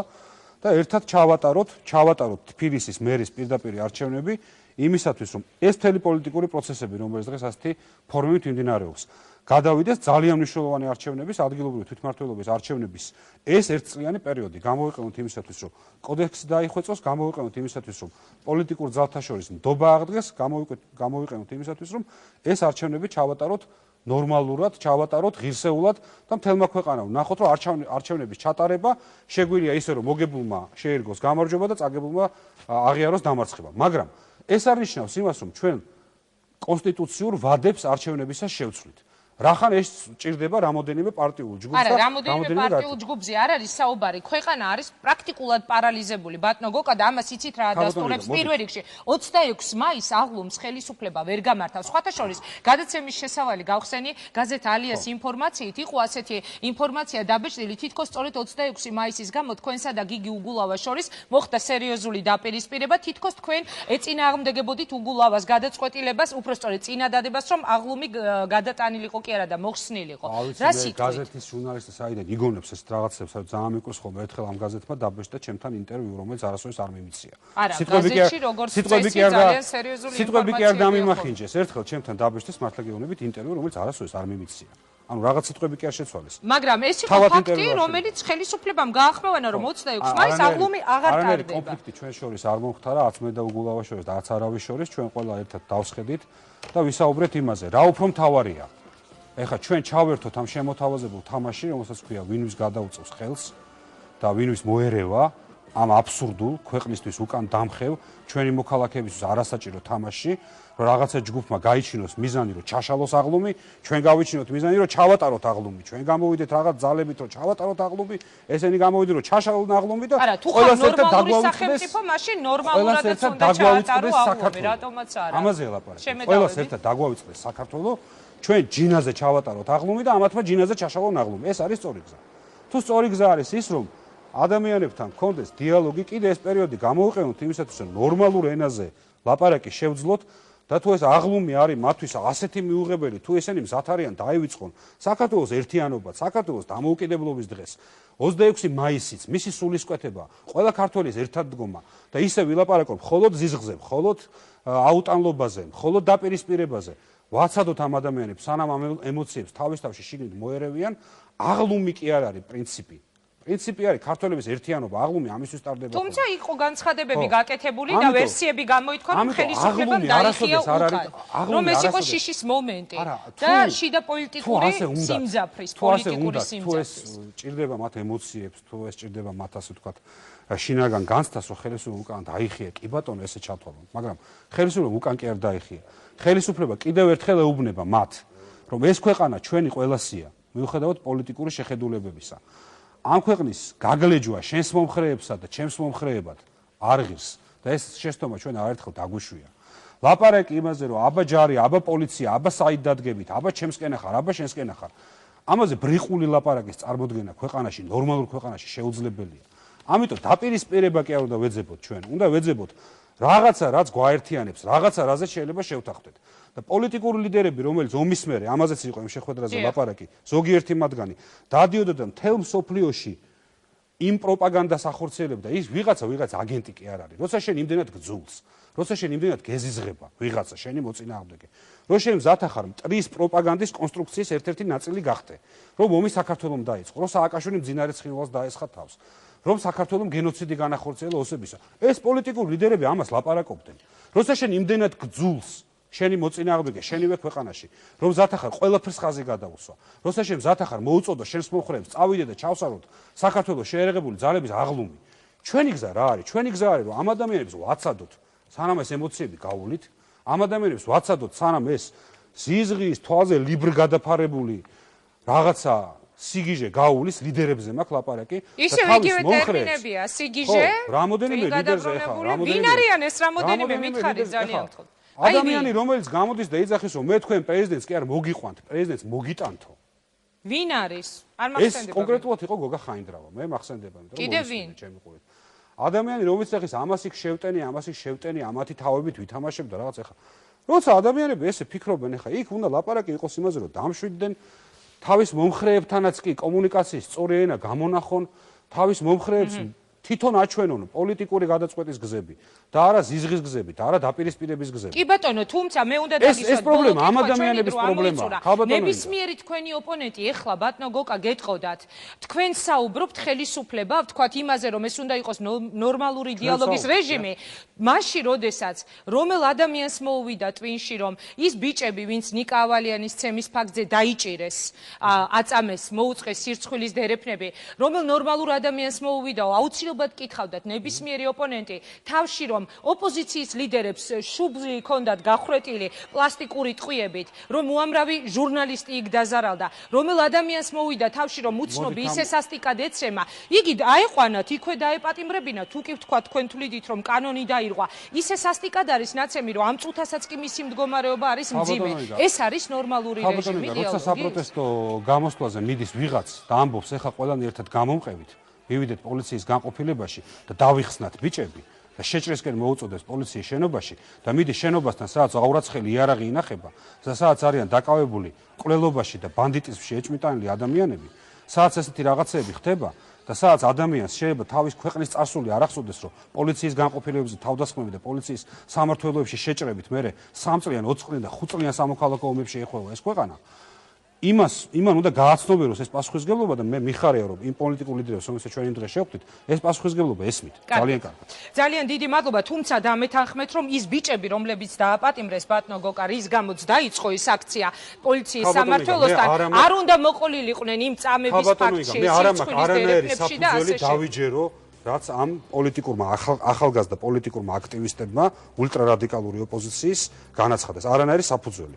იქ შინაგან საქმეთა სამინისტრომ გამოაქვეყნა ექსპერტიზის შედეგებიც, მათი მიყვანის მომენტში მათი აღწერის შედეგებიც და ასე შემდეგ. კარგით, აღარ ვიდაოთ. ფაქტი იყო სახეზე ისაც მოხდა სამართლოსთან, თუნდაც უცნობის ცემის ფაქტი არის. სახეზე რომელსაც ვერაფრით სამართლოსთან რაც მოხდა ეს მართლაც ფაქტია და ამას ყველა მათ შორის თელმა საერთაშორისო საზოგადოებამ ყველა ელჩმა კრიმინალური აქტი უწოდა, რაც იქ განახორციელეს ოპოზიციის რამდენიმე ლიდერმა და აქტივისტმა და იმასაც შეგახსენებთ, რომ ადამიანების გაღიზიანების და წყობიდან გამოყვანის სხვადასხვა შანსი არსებობს. ერთ-ერთ მოღვაწეს შეგახსენებთ ყვარლის აქტივისტს რესპუბლიკური პარტიის, რომელმაც თავისი მანქანა დაწვა და თავისთავად დაიზიანა იმისათვის, რომ ჩვენთვის დაებრალებინა. წარმატებას გისურვებთ ბატონო გოგა, ძალიან დიდი მადლობა. მასე მე ვემშვიდობები ხელისუფლების გუნდის ერთ-ერთ აქტიურ წარმომადგენელს, ეს იყო გოკა გაბაშვილი. რამდენიმე წუთში რეკლამის შემდეგ კი პოლიტიკურ კვირაში გიორგი თარგამაძეს მოусმეთ, რატომ დაასახელა სამაგალითოდ არასაპარლამენტო ოპოზიციასთან შეხვედრისას პრეზიდენტმა გიორგი თარგამაძე რეალური ოპოზიცია, რომელსაც თავისი ბრძოლის განსხვავებული გზა აქვს თუ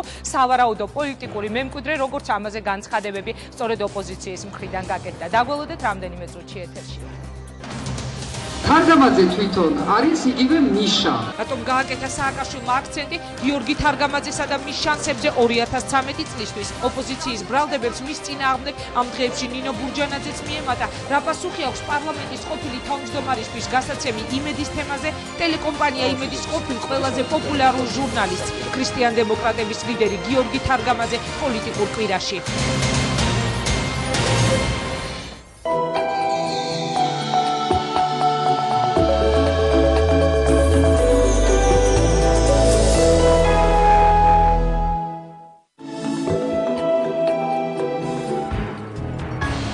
ცხოვრება ბგერების გარეშე და ადამიანები, რომლებიც ჟესტების ენაზე საუბრობენ. ახლიდან დავიბადე. ჩავიქთე და გავითიშე. არ მახსოვს ის ემოციები, როცა მესმოდა, არ მახსოვს. აი, ვიხსენებ და ვერ პოულობ ვერაფერს. ხელებით ნამღერი მელოდია.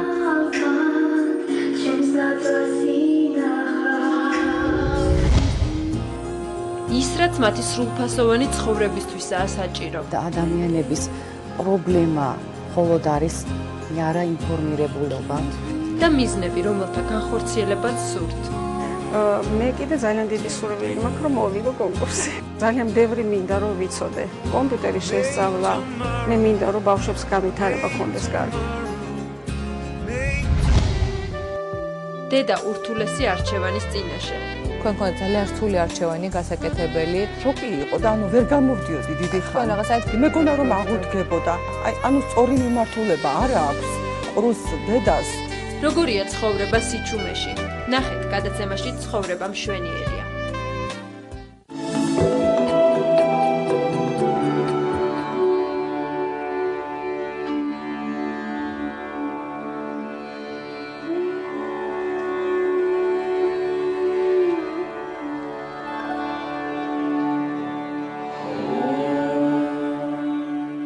წადე ინდოეთს მიხმართე არ გერა ჩემს სამშობელს მტერთაგან შეიწრებულსა ყოვლგნით ხელა უპყრობელს გულსა ალხინე ჩემი სამოშოროების სამთმობელს სამშაბათს მომიგონებდი ტირალს 22 საათზე შენთვის ცრემ შევშრობელს გადაცემაში შვენებურები პირველ არხზე.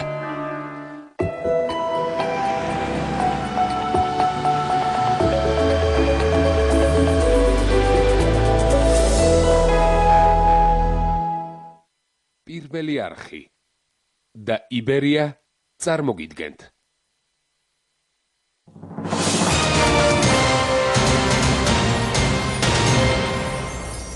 მაშინ თუ ისე მოიქცევით როგორც თარგამაძე 2013 წელს მე ნამდვილად წავალ პრეზიდენტობიდან, შემდეგ კი ერთ-ერთი თქვენგანი შეიძლება პრეზიდენტიც გახდეს. რას ნიშნავდა სააკაშვილის ეს განცხადება, რომელიც მან ოპოზიციასთან შეხვედრისას გააკეთა, გულისხმობ არასაპარლამენტო ოპოზიციას. გიორგი თარგამაძე ქრისტიან-დემოკრატების ლიდერი განაგრძობს გადაცემას. ძალიან დიდი მადლობა გადაცემაში მონაწილეობისთვის, როგორ ბრძანდებით.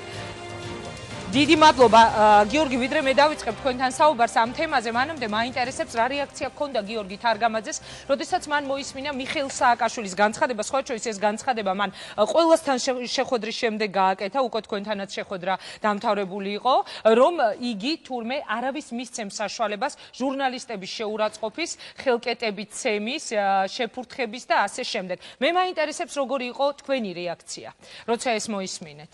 მე მინდა პირველ არხის ტელემაყურებელს მევესალმო მთელი საქართველოს მასშტაბით. რეაქცია, პირველ რიგში ბუნებრივია გავღიზიანდი, რადგან მიხეილ სააკაშვილი და მისი პოლიტიკური გუნდი ქართული ჟურნალისტების დამცველ სიმბოლოდ არც საქართველოში და არც უცხოეთში არ აღიქმება, მაგრამ მე უფრო მეტად დავფიქრდი იმაზე, რატო აკეთებდა ამას სააკაშვილი, მით უმეტეს, რომ თავადაც ალბათ ხვდებოდა, რომ ამას არაერთგვაროვანი რეაქცია მოყვებოდა ყოველას მხრიდან. მე მაინც პირველ რიგში ჟურნალისტების მხრიდან, ვისაც ყველას ახსოვს, თქვათ, რა მოხდა ჟურნალისტებთან მიმართებაში იმავე 7 ნოემბერს. მე ნაკლებად ფიქრობ, რომ ამ დროს სააკაშვილი ჟურნალისტებზე ფიქრობდა, უფრო მეტად მე მგონი ეს იყო ძალიან მარტივი პოლიტიკური ხრიკი თავისი მასთან ყველაზე რადიკალურად დაპირისპირებული პოლიტიკური ოპონენტებისთვის, საიმისოდ, რომ მოიხსნა პროვოცირება იმ ეგრეთ წოდებული სირცხვილის დერეფნების განახლების და შედეგი მიიღო კიდეც. სააკაშვილმა წინა დღეების და კვირების განმავლობაში შეისწავლა და ნახა თავისი მრჩევლების მეშვეობითაც გადაამოწმა კარგად, რომ თავად ეს ფორმა რა ფორმითაც ხდებოდა გაპროტესტობა პირველი არხის არედაქციო პოლიტიკის საზოგადოების საკმაოდ დიდი ნაწილისთვის ფორმის თვალსაზრისით იყო მიუღებელი, მით უმეტეს რომ ძალიან ბევრ არასასიამოვნო ფაქტსაც ჰქონდა ადგილი. დაინახა ეს ყველაფერი, ამ დროისთვის შეჩერებული იყო ეს სირცხვილის დერეფნები რადიკალური ოპოზიციის გადაწყვეტილებით და მან მოახერხა ის, რომ მეორე დღეს, მესამე დღეს ნაწილმა ამ ადამიანებისა, პოლიტიკური ლიდერების მიხეილ სააკაშვილის ჯინაზე ამ შემთხვევაში კვლავ განაახლა ეს სირცხვილის დერეფანი.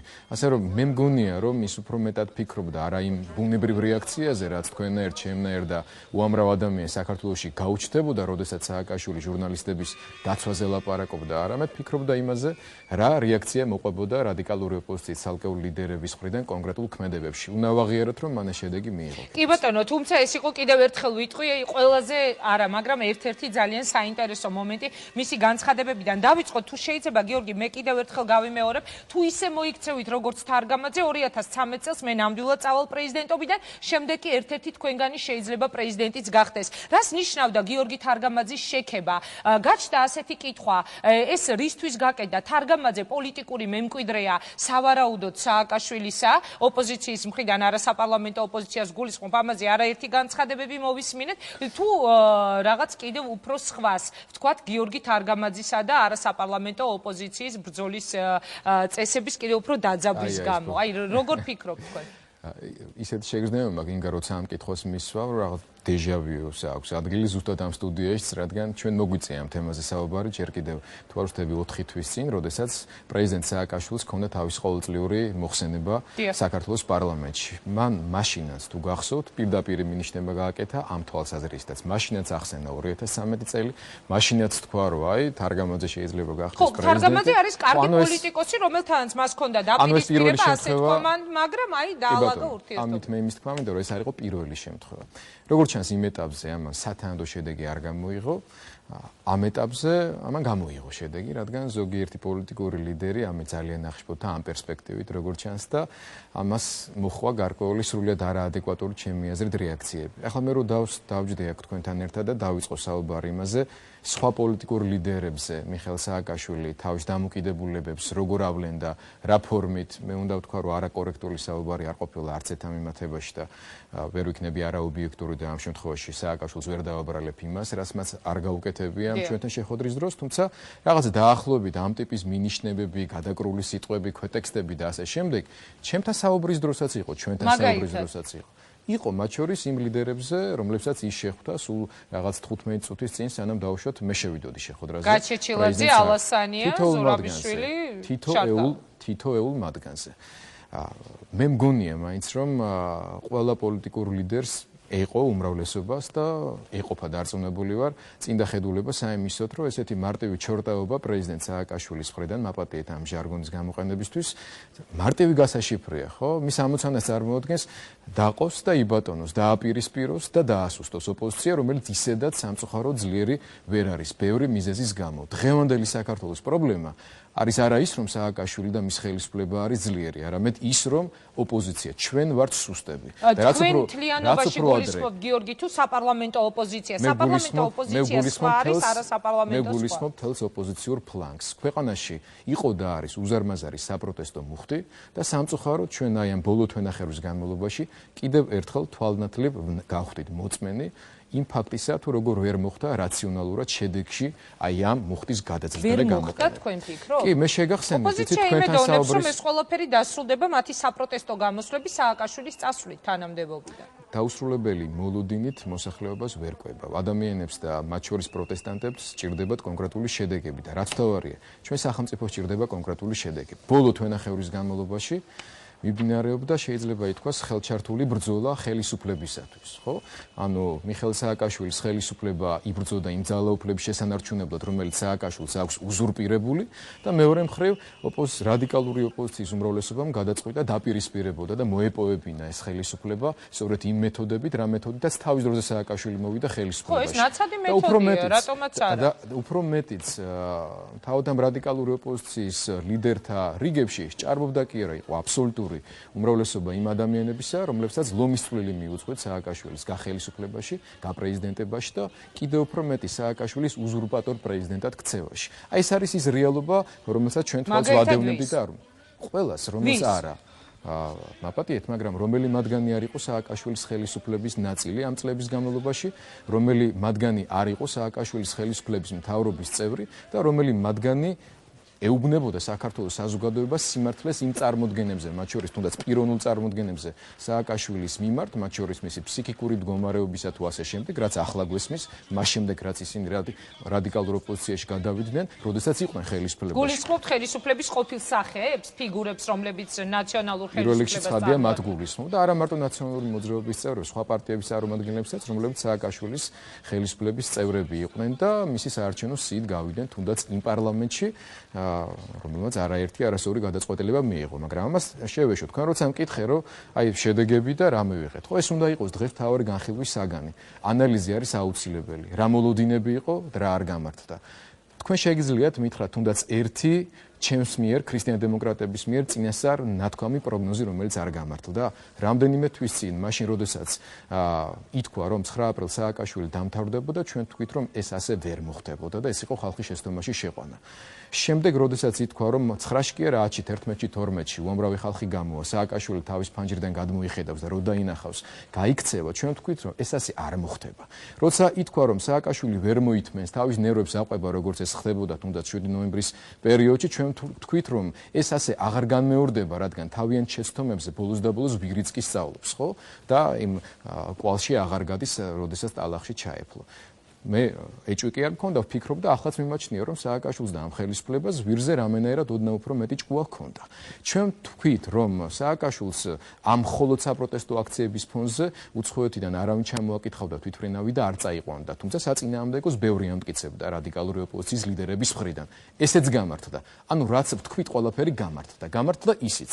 როდესაც ჯერ კიდევ იანვარში, როდესაც რადიკალური ოპოზიციის ლიდერები, თუ არ ვცდები, ქალბატონი სალომე და ქალბატონი ნინო იყვნენ ინიციატორები ამ მემორანდუმის თუ აღარ მახსოვს მიმართვა იყო თუ რა იყო ეს, ხელი მოეწერა და ყველა მოაწერა ფაქტობრივად ხელი გადაწყვეტილებას მიმართვას 3 პუნქტიანს, ეს 3 პუნქტიანი მიმართვა და გადაწყვეტილება იყო ასეთი: პირველი გადადგეს მიხეილ სააკაშვილი, მეორე ჩატარდეს ვადამდელი საპრეზიდენტო და საპარლამენტო არჩევნები და მესამე შეიცვალოს საარჩევნო კანონმდებლობა და შეიქმნას ნორმალური საარჩევნო გარემო. მაშინ ჩვენ ქრისტიან-დემოკრატებმა თქვით, რომ რა თქმა უნდა ჩვენი საბოლოო მიზანი ყველას, ვინც ოპოზიციაში ვართ, ეს არის სააკაშვილის ხელისუფლების შეცვლა მშვიდობიანი გზით, ისე რომ სახელმწიფო არ დავაზარალოთ. სწორედ აი ამ სახელმწიფოებრივი მიზნის, პოლიტიკური მიზნის მისაღწევად, ჩვენი აზრით იყო აუცილებელი ამ თანმიმდევრობის შეცვლა. არა, რატომ შეგედავებით, გიორგი? თუ კი წავა სააკაშვილი, მერე ჩატარდება სხვა არჩევნები, სხვა კანონმდებლობა, სხვა ცვლილებები. თუ კი ეს ძალიან მნიშვნელოვანია, რასაც ამბობ. და იმიტომ რომ მათ რეალობაშიო ვერ წარმოგვიდგენიაო ჩვენ რა არჩევნები უნდა ჩატარდეს სააკაშვილისო და მისი გუნდის რეალობაში. გავიგე, ეს არის ბელეტრისტიკა. მეც იგივე აზრისაა, რომ შეიძლება ბევრი პრობლემა. რეალობა არის ის, რომ დღეს სააკაშვილი 9 აპრილის შემდეგაც და დღესაც, აი როცა მე თქვენ გესაუბრებით და ძალიან ბევრი, მათ შორის მე, ჩემი მომხრეები, სააკაშვილზე გაღიზიანებული, გაბრაზებული, სააკაშვილისგან შეურაცხყოფილი ადამიანები, თუ შედარებით კიდევ უფრო ზომიერად განწყობილი ადამიანები უცქერენ შენს გადაცემას, სააკაშვილი არის პრეზიდენტი. ეს არის რეალობა. ჩვენ ქრისტიან დემოკრატები ვსაუბრობთ რეალობაზე, რადგან პოლიტიკა მიგვაჩნია არა ილუზიებისა და ემოციების საუფლოდ, არამედ რეალობის ხელოვნება. ილუზია, მისი წასვლის ეს იყო ილუზია, რომ მხოლოდ საპროტესტო აქციების შედეგად სააკაშვილი გადადგებოდა. ეს იყო ილუზია და ეს არის ილუზია დღესაც. ამიტომ ჩვენ ქრისტიან დემოკრატები არასოდეს ვატყუებთ მოსახლეობას. რისიც გვწამს და გვჯერა, იმას ვეუბნებით. და ვეუბნებით იმას, რომ სააკაშვილის დაძლევა შესაძლებელია, მაგრამ ამას სჭირდება სწორი ტაქტიკა და მიგვაჩნია, რომ ჩვენი ტაქტიკა არის სწორი. სხვას რო თავი დავანებოთ ის ტაქტიკა, რომელიც არჩეული ქონდა ცალკეულ რადიკალურ ოპოზიციურ ლიდერებს, აღმოჩნდა მცდარი. თუმცა მე მინდა გაგახსენოთ, რომ თავად იმ რადიკალურ ოპოზიციაში არ იყო ერთსულოვნება, როდესაც 9 აპრილის მოლოდინები იქმნებოდა და მე გეტყვით მეცაც.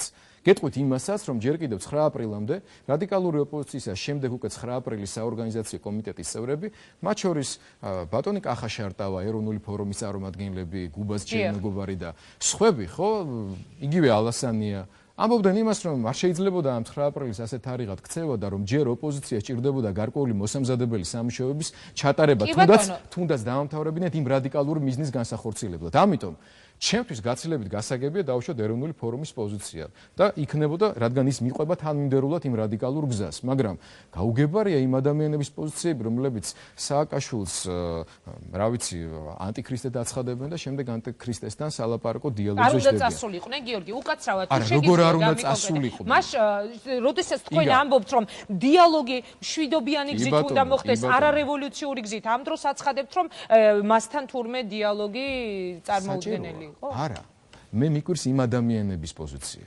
თორემ ერთი რამ, რაც მე თქვენთან აი აქ ამ მაგიდასთან ყოფნის დროს ვთქვი იყო ის, რომ როგორც არ უნდა განვითარებულიყო მოვლენები, რაც არ უნდა რადიკალური მოთხოვნები ყოფილიყო 9 აპრილოთ, ეს ყველაფერი მაინც დამთავრდებოდა მოლაპარაკებათა მაგიდასთან და ხელით ჩამოყალიბდა. თუმცა ეს იყო უშედეგო მოლაპარაკება. ესე მოხდა?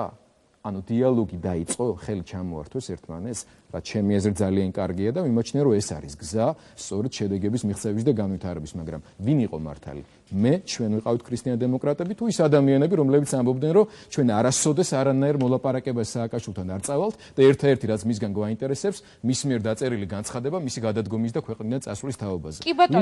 კი ბატონო, გიორგი, მაგრამ ნიშნის მოგეთ საუბარს არ ვაპირებ არავისთან, მე მიმაჩნია უბრალოდ, რომ ის მიდგომა, რომელიც დღეს იმარჯვებს რადიკალურ ოპოზიციაში და ამ შემთხვევაში განსაკუთრებით ხაზი მინდა გაუსვა ირაკლი ალასანიას გამონათქვამის და მისი პოლიტიკური ჯგუფის წარმომადგენლებისა, რომლებიც ხვდებიან იმას, რომ სააკაშვილის დაძლევა ასე მარტივად ვერ მოხერხდება მშვიდობიანი გზით და რომ ამას სჭირდება სააკაშვილის ხელისუფლების ნაწილ-ნაწილ დაცლა და მისგან გამოცლა ამ ყველაფრის, ეს არის ერთ-ერთი სწორი გზა და რაც მეც დავაგვიანებთ, მით უფრო გადაიწევს ეს თარიღი. ერთი წუთით, გიორგი, გასაგებია ეს ყველაფერი ნაწილ-ნაწილ დაშლა, მაგრამ აი იგივე ლევან გაჩეჩილაძე მაგალითად გააკეთა განცხადება, რომ ეჭვი არავის არ ეპარება და იგი აბსოლუტურად დარწმუნებული არის იმაში, რომ ალასანია ასევე მხარს უჭერს სააკაშვილის გადადგომის მოთხოვნას და ეს არის მათი ერთიანი პოზიცია. ინგა ჩათვალეთ, რომ ეს როგორ არის, ის სააკაშვილის გადადგომის მოთხოვნა ოპოზიციონერების პაროლებით იქცა. ჩათვალეთ, რომ მეც მხარს უჭერ. აი მაგრამ აი თქვენი განცხადებები იგივე იმ ოპოზიციის განმარტებით ემსახურება ამ ხელისუფლების არსებობის გახანგრძლივებას და ეს არისო რეალურად სააკაშვილის მხარდაჭერა და არა მისი წასვლის სიტყვები თუ არის მთავარი პრობლემა, მე თქვენს ეთერში გეუბნებით, მე ქრისტიან დემოკრატიული მოძრაობის ლიდერი და გიორგი თარგამაძე. მეც მხარს უჭერ მიხეილ სააკაშვილის ხელისუფლებიდან წასვლას კიდევ ერთხელ. აი ეს არის პაროლი, ხო, ოპოზიციონერობის. ვთქვით, დამთავრდა. ეხლა დაუბრუნდოთ რეალობა. სააკაშვილი გეუბნება, რომ არ გადავდგები. სააკაშვილის ხელისუფლება, როგორც იყო მონოლითური, ისევ ისე დარჩა, ნახეთ, ხო? ანუ არ ზრდება დაუწყეთ. ვახოსანაიას გადაცემის რეკლამაში არის ჩამჯდარი თქვენი ერთი გამოსვლა და ის მაქვს უჩარჩენილი, რომ შევარდნაძესაც არ ეგონაო თუ მოუწევდა წასვლა, მაგრამ წავიდაო. რომ რევოლუცია მოხდებოდა, მაგრამ წავიდა. კი ბატონო. რევოლუცია აქაც შეიძლება მოხდეს. რისი წინააღმდეგია, რადგან აი დააკვირდით როგორ შეიძლება განვითარდეს ახლა მოვლენები, ხო? ოპოზიციას რა გზა აქვს რადიკალურს დარჩენილი. კიდევ უფრო მეტად ვითარების ესკალაცია, ასე ვთქვათ, რომ უფრო მუხტი არ დაიკარგოს, არ გაქრეს, ამას ჭირდება უფრო მეტი შეშის და შეშის დამატება, ხო, რომ ეს კოცონი არ ჩაქრეს. ეს მარტივი ისტორია არის, ხო, პოლიტიკაში. ანუ თუ ჩვენ მივდივართ ესკალაციის გზით და მოვლენების კიდევ უფრო მეტად დაძაბვის გზით, ამას შეიძლება გქონდეს მხოლოდ ორი დასასრული. თუ ეს ყველაფერი მშვიდობიანის ფარგლებში ტარდება, ვიკრიბებით 26 მაისს, ჩამოვივლით იმას აღლუბს დავარქმევთ თუ რას მნიშვნელობა არ აქვს, მშვიდობიანად დავიშლებით და ასე შემდეგ, სააკაშვილი ჩვეულებრივად რჩება პრეზიდენტი და აგრძელებს პრეზიდენტობას.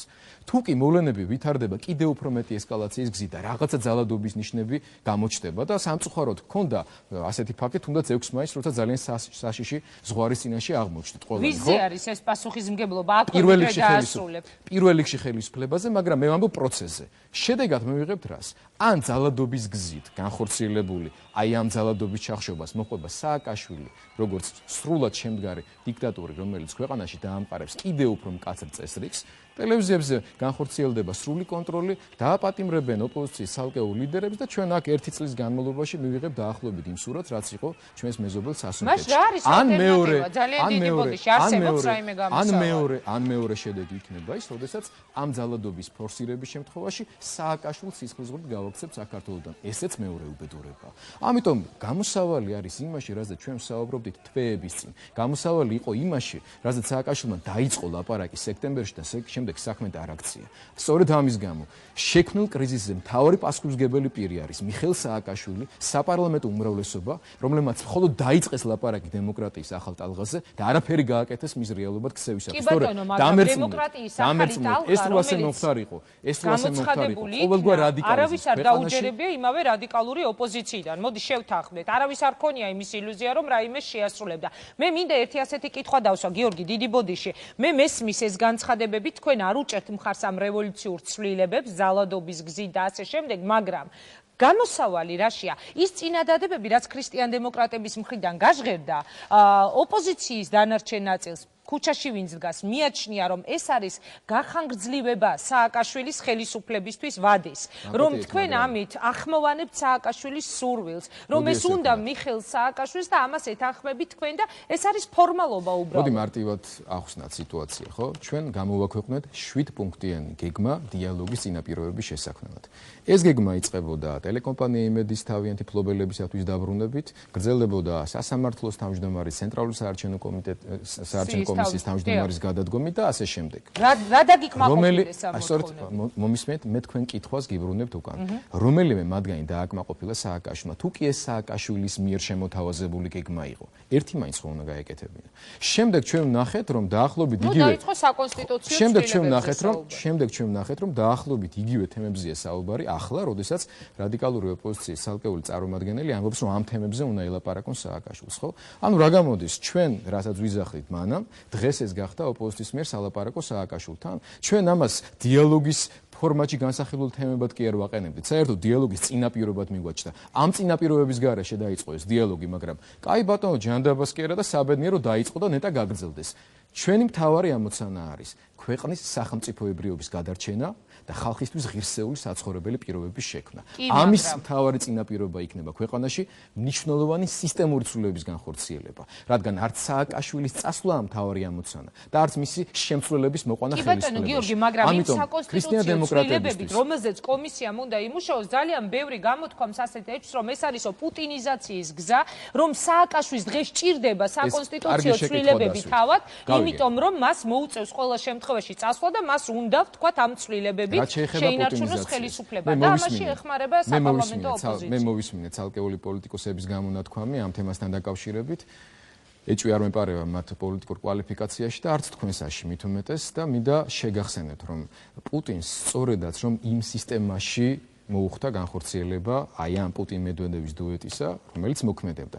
თუ კი მას უნდა, ანუ სააკაშვილს ამის გაკეთება, დღეს მას ამის გაკეთება შეუძლია მოქმედ სისტემაში. როდესაც თვითონ გახდება პრემიერი, უპრობლემოდ საქართველოს პარლამენტში ყავს ისედაც საპარლამენტო უმრავლესობა და პრემიერს ისედაც გაუზდის უფლებამოსილებს.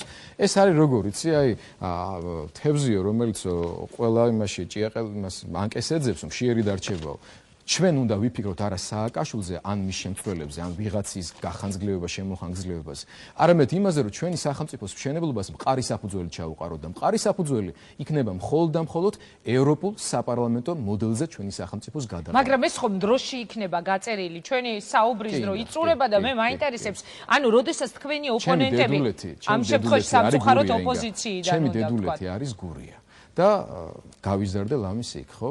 ფიცხი ადამიანები არიან გურულები და თითქოს ვიღაცას გონია სულსწრაფები, მაგრამ იქ ვისწავლე მე ზუსტად ბრძენი გლეხი ადამიანებისაგან, რომ შორიგზით უნდა მოვარო სახში მშვიდობით. 2013 წლამდე რომ გაგრძელდეს ეს შორიგზა. არავითარ შემთხვევაში. ეს არის უკვე დემაგოგია სხვების მიერ ნათქვამი და არა ჩემს მიერ ნათქვამი.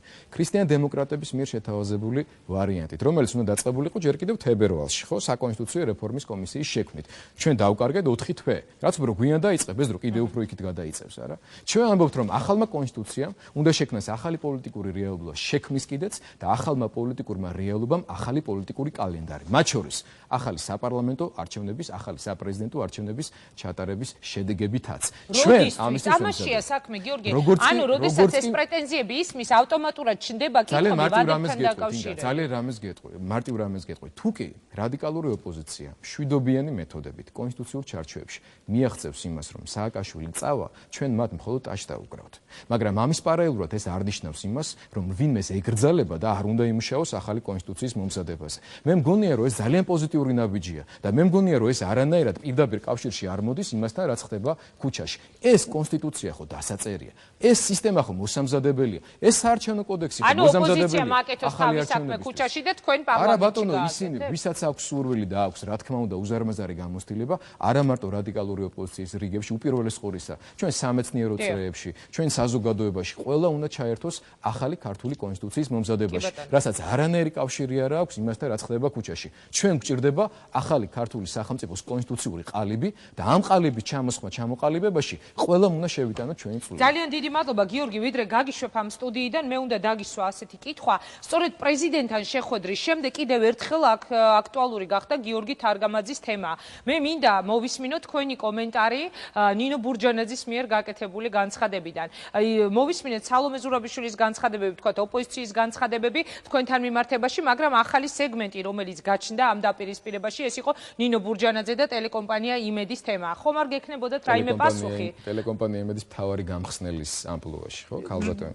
ინგა, შენ თავად ხარ მოწმე იმის, რომ მე მაქსიმალურად ვარიდებდი და ვარიდებ თავს ასეთი ტიპის ცილისაემბლურ გამოხტომებზე ვინმესთან კამათს, რადგან რაც შეეხება ზოგადად ტელეკომპანია იმედს, მე მიმაჩნია და ახლაც მიმაჩნია და ქრისტიან დემოკრატების მოთხოვნათა შორის ეს ერთ-ერთი მთავარი მოთხოვნა, რომ არა მარტო უნდა დაუბრუნდეს ტელეკომპანია იმედი თავის პატრონს და მე მიმაჩნია, რომ მესაკუთრეები იყვნენ და არიან პატარგაჩვილის ოჯახის წევრები და მე ყველაფერს გავაკეთებ იმისთვის, რომ ეს ასე მოხდეს.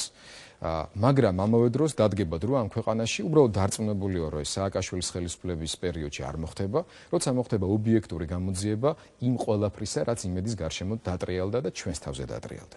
ეხლა რაც შეეხება ქალბატონი ნინოს ამ პრეტენზიებსა და ბრალდებებს, იცით, სიმართლე რო თქვა, ჩვენ რაღაც გარკვეულწილად მართლა ვართ ყველანი დამნაშავეები, როდესაც უმადურად ვიქცევი და არ უფასებთ ამ ქალბატონს თავის უზარმაზარ 8 წელს ქართული დემოკრატიის განვითარებაში, რადგან მისი ოჯახი ნამდვილად, მათ შორის შევარდნაძის პერიოდში, ნამდვილად ასოცირდებოდა არაკორუმპირებული შევარდნაძის რეჟიმთან და ნამდვილად შევარდნაძის დროინდელი პროკურატურის ერთ-ერთი თვალსაჩინო წარმომადგენელი ქალბატონი ნინოს მეუღლე ბატონი ბადრი ბიწაძე ნამდვილად იყო შევარდნაძის პროკურატურის უბიწოების მთავარი განსახიერება. თავად ქალბატონი ნინოც ძალიან დიდი დამსახურება აქვს მას ქართული კონსტიტუციის გალამაზებასთან დაკავშირებით და ჩვენ ყველას გვახსოვს, რომ სწორედ მისი ბრძოლის შედეგი იყო ის, რომ საქართველოს კონსტიტუცია გადაურჩა სააკაშვილის მხრიდან გაუპატიურებას და ის არ გახდა შემდეგ უკვე კანონიერი დიქტატორი ქვეყანაში. თავად ქალბატონი ნინოს ძალიან დიდი დამსახურება ის, რომ ის მართლაც აი ამბრაზურასავით გადაეფარა იმ მესაკუთრეებსა და თაბუკავშირის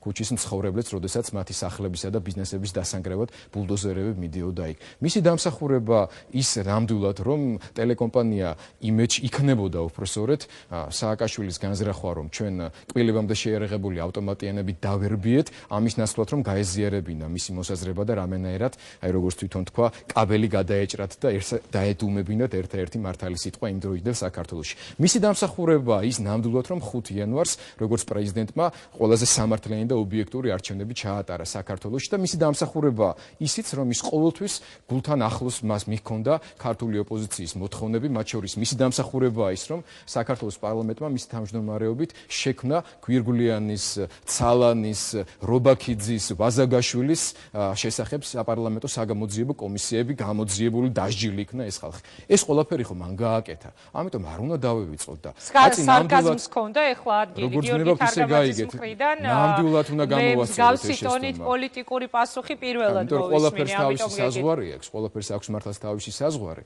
და როდესაც ადამიანები გადადიან რაღაც ზღვარს რადგან მაგ შემთხვევაში ქალბატონმა ნინომ კიდე თქვა რამდენიმე ფრაზა და ძირითადად ამით იყო ამ ბოლო დღეებში დაკავებული სააკაშვილი გადაავიდა როგორც ჩანს ჩემს გარიგებებთან მიხეილ სააკაშვილთან და თურმე ვანო მერაბიშვილთან მისი ქმრის უფროსთან წლების განმავლობაში ამას ყველაფერს საზღვარი აქვს და მაგ თემებზე ჩვენ ყოველთვის გავცემთ საკადრის პასუხს და მე დარწმუნებული ვარ მოვადრო როცა გამოძიებაც გასცემს საკადრის პასუხს თორე პოლიტიკურად და საზოგადოების დამოკიდებულების მხრივ მე ღრმად ვარ დარწმუნებული ჩვენს ქვეყანას და ჩვენ საზოგადოებას მეხსიერება არ წაშლია და ამ ქალბატონის პოლიტიკური მოღვაწეობის შესახებ სრულიად გარკვეული და ნათელი წარმოდგენები გააჩნია. კარგით, ეს იყო გიორგი თარგამაძის პასუხი, საინტერესო იყო მას მთელი კვირის განმავლობაში არ გაუკეთებია კომენტარი ამ წამოყენებულ ბრალდებაზე. გეკითხათ, ვეცდებოდი რომ არც ახლა. არა, მე ისე ვერ გაგიშვებდით ნამდვილად ამ სტუდიიდან ეს შეკითხვა რომ არ დამესვა. წარმატებებს გისურვებთ გიორგი.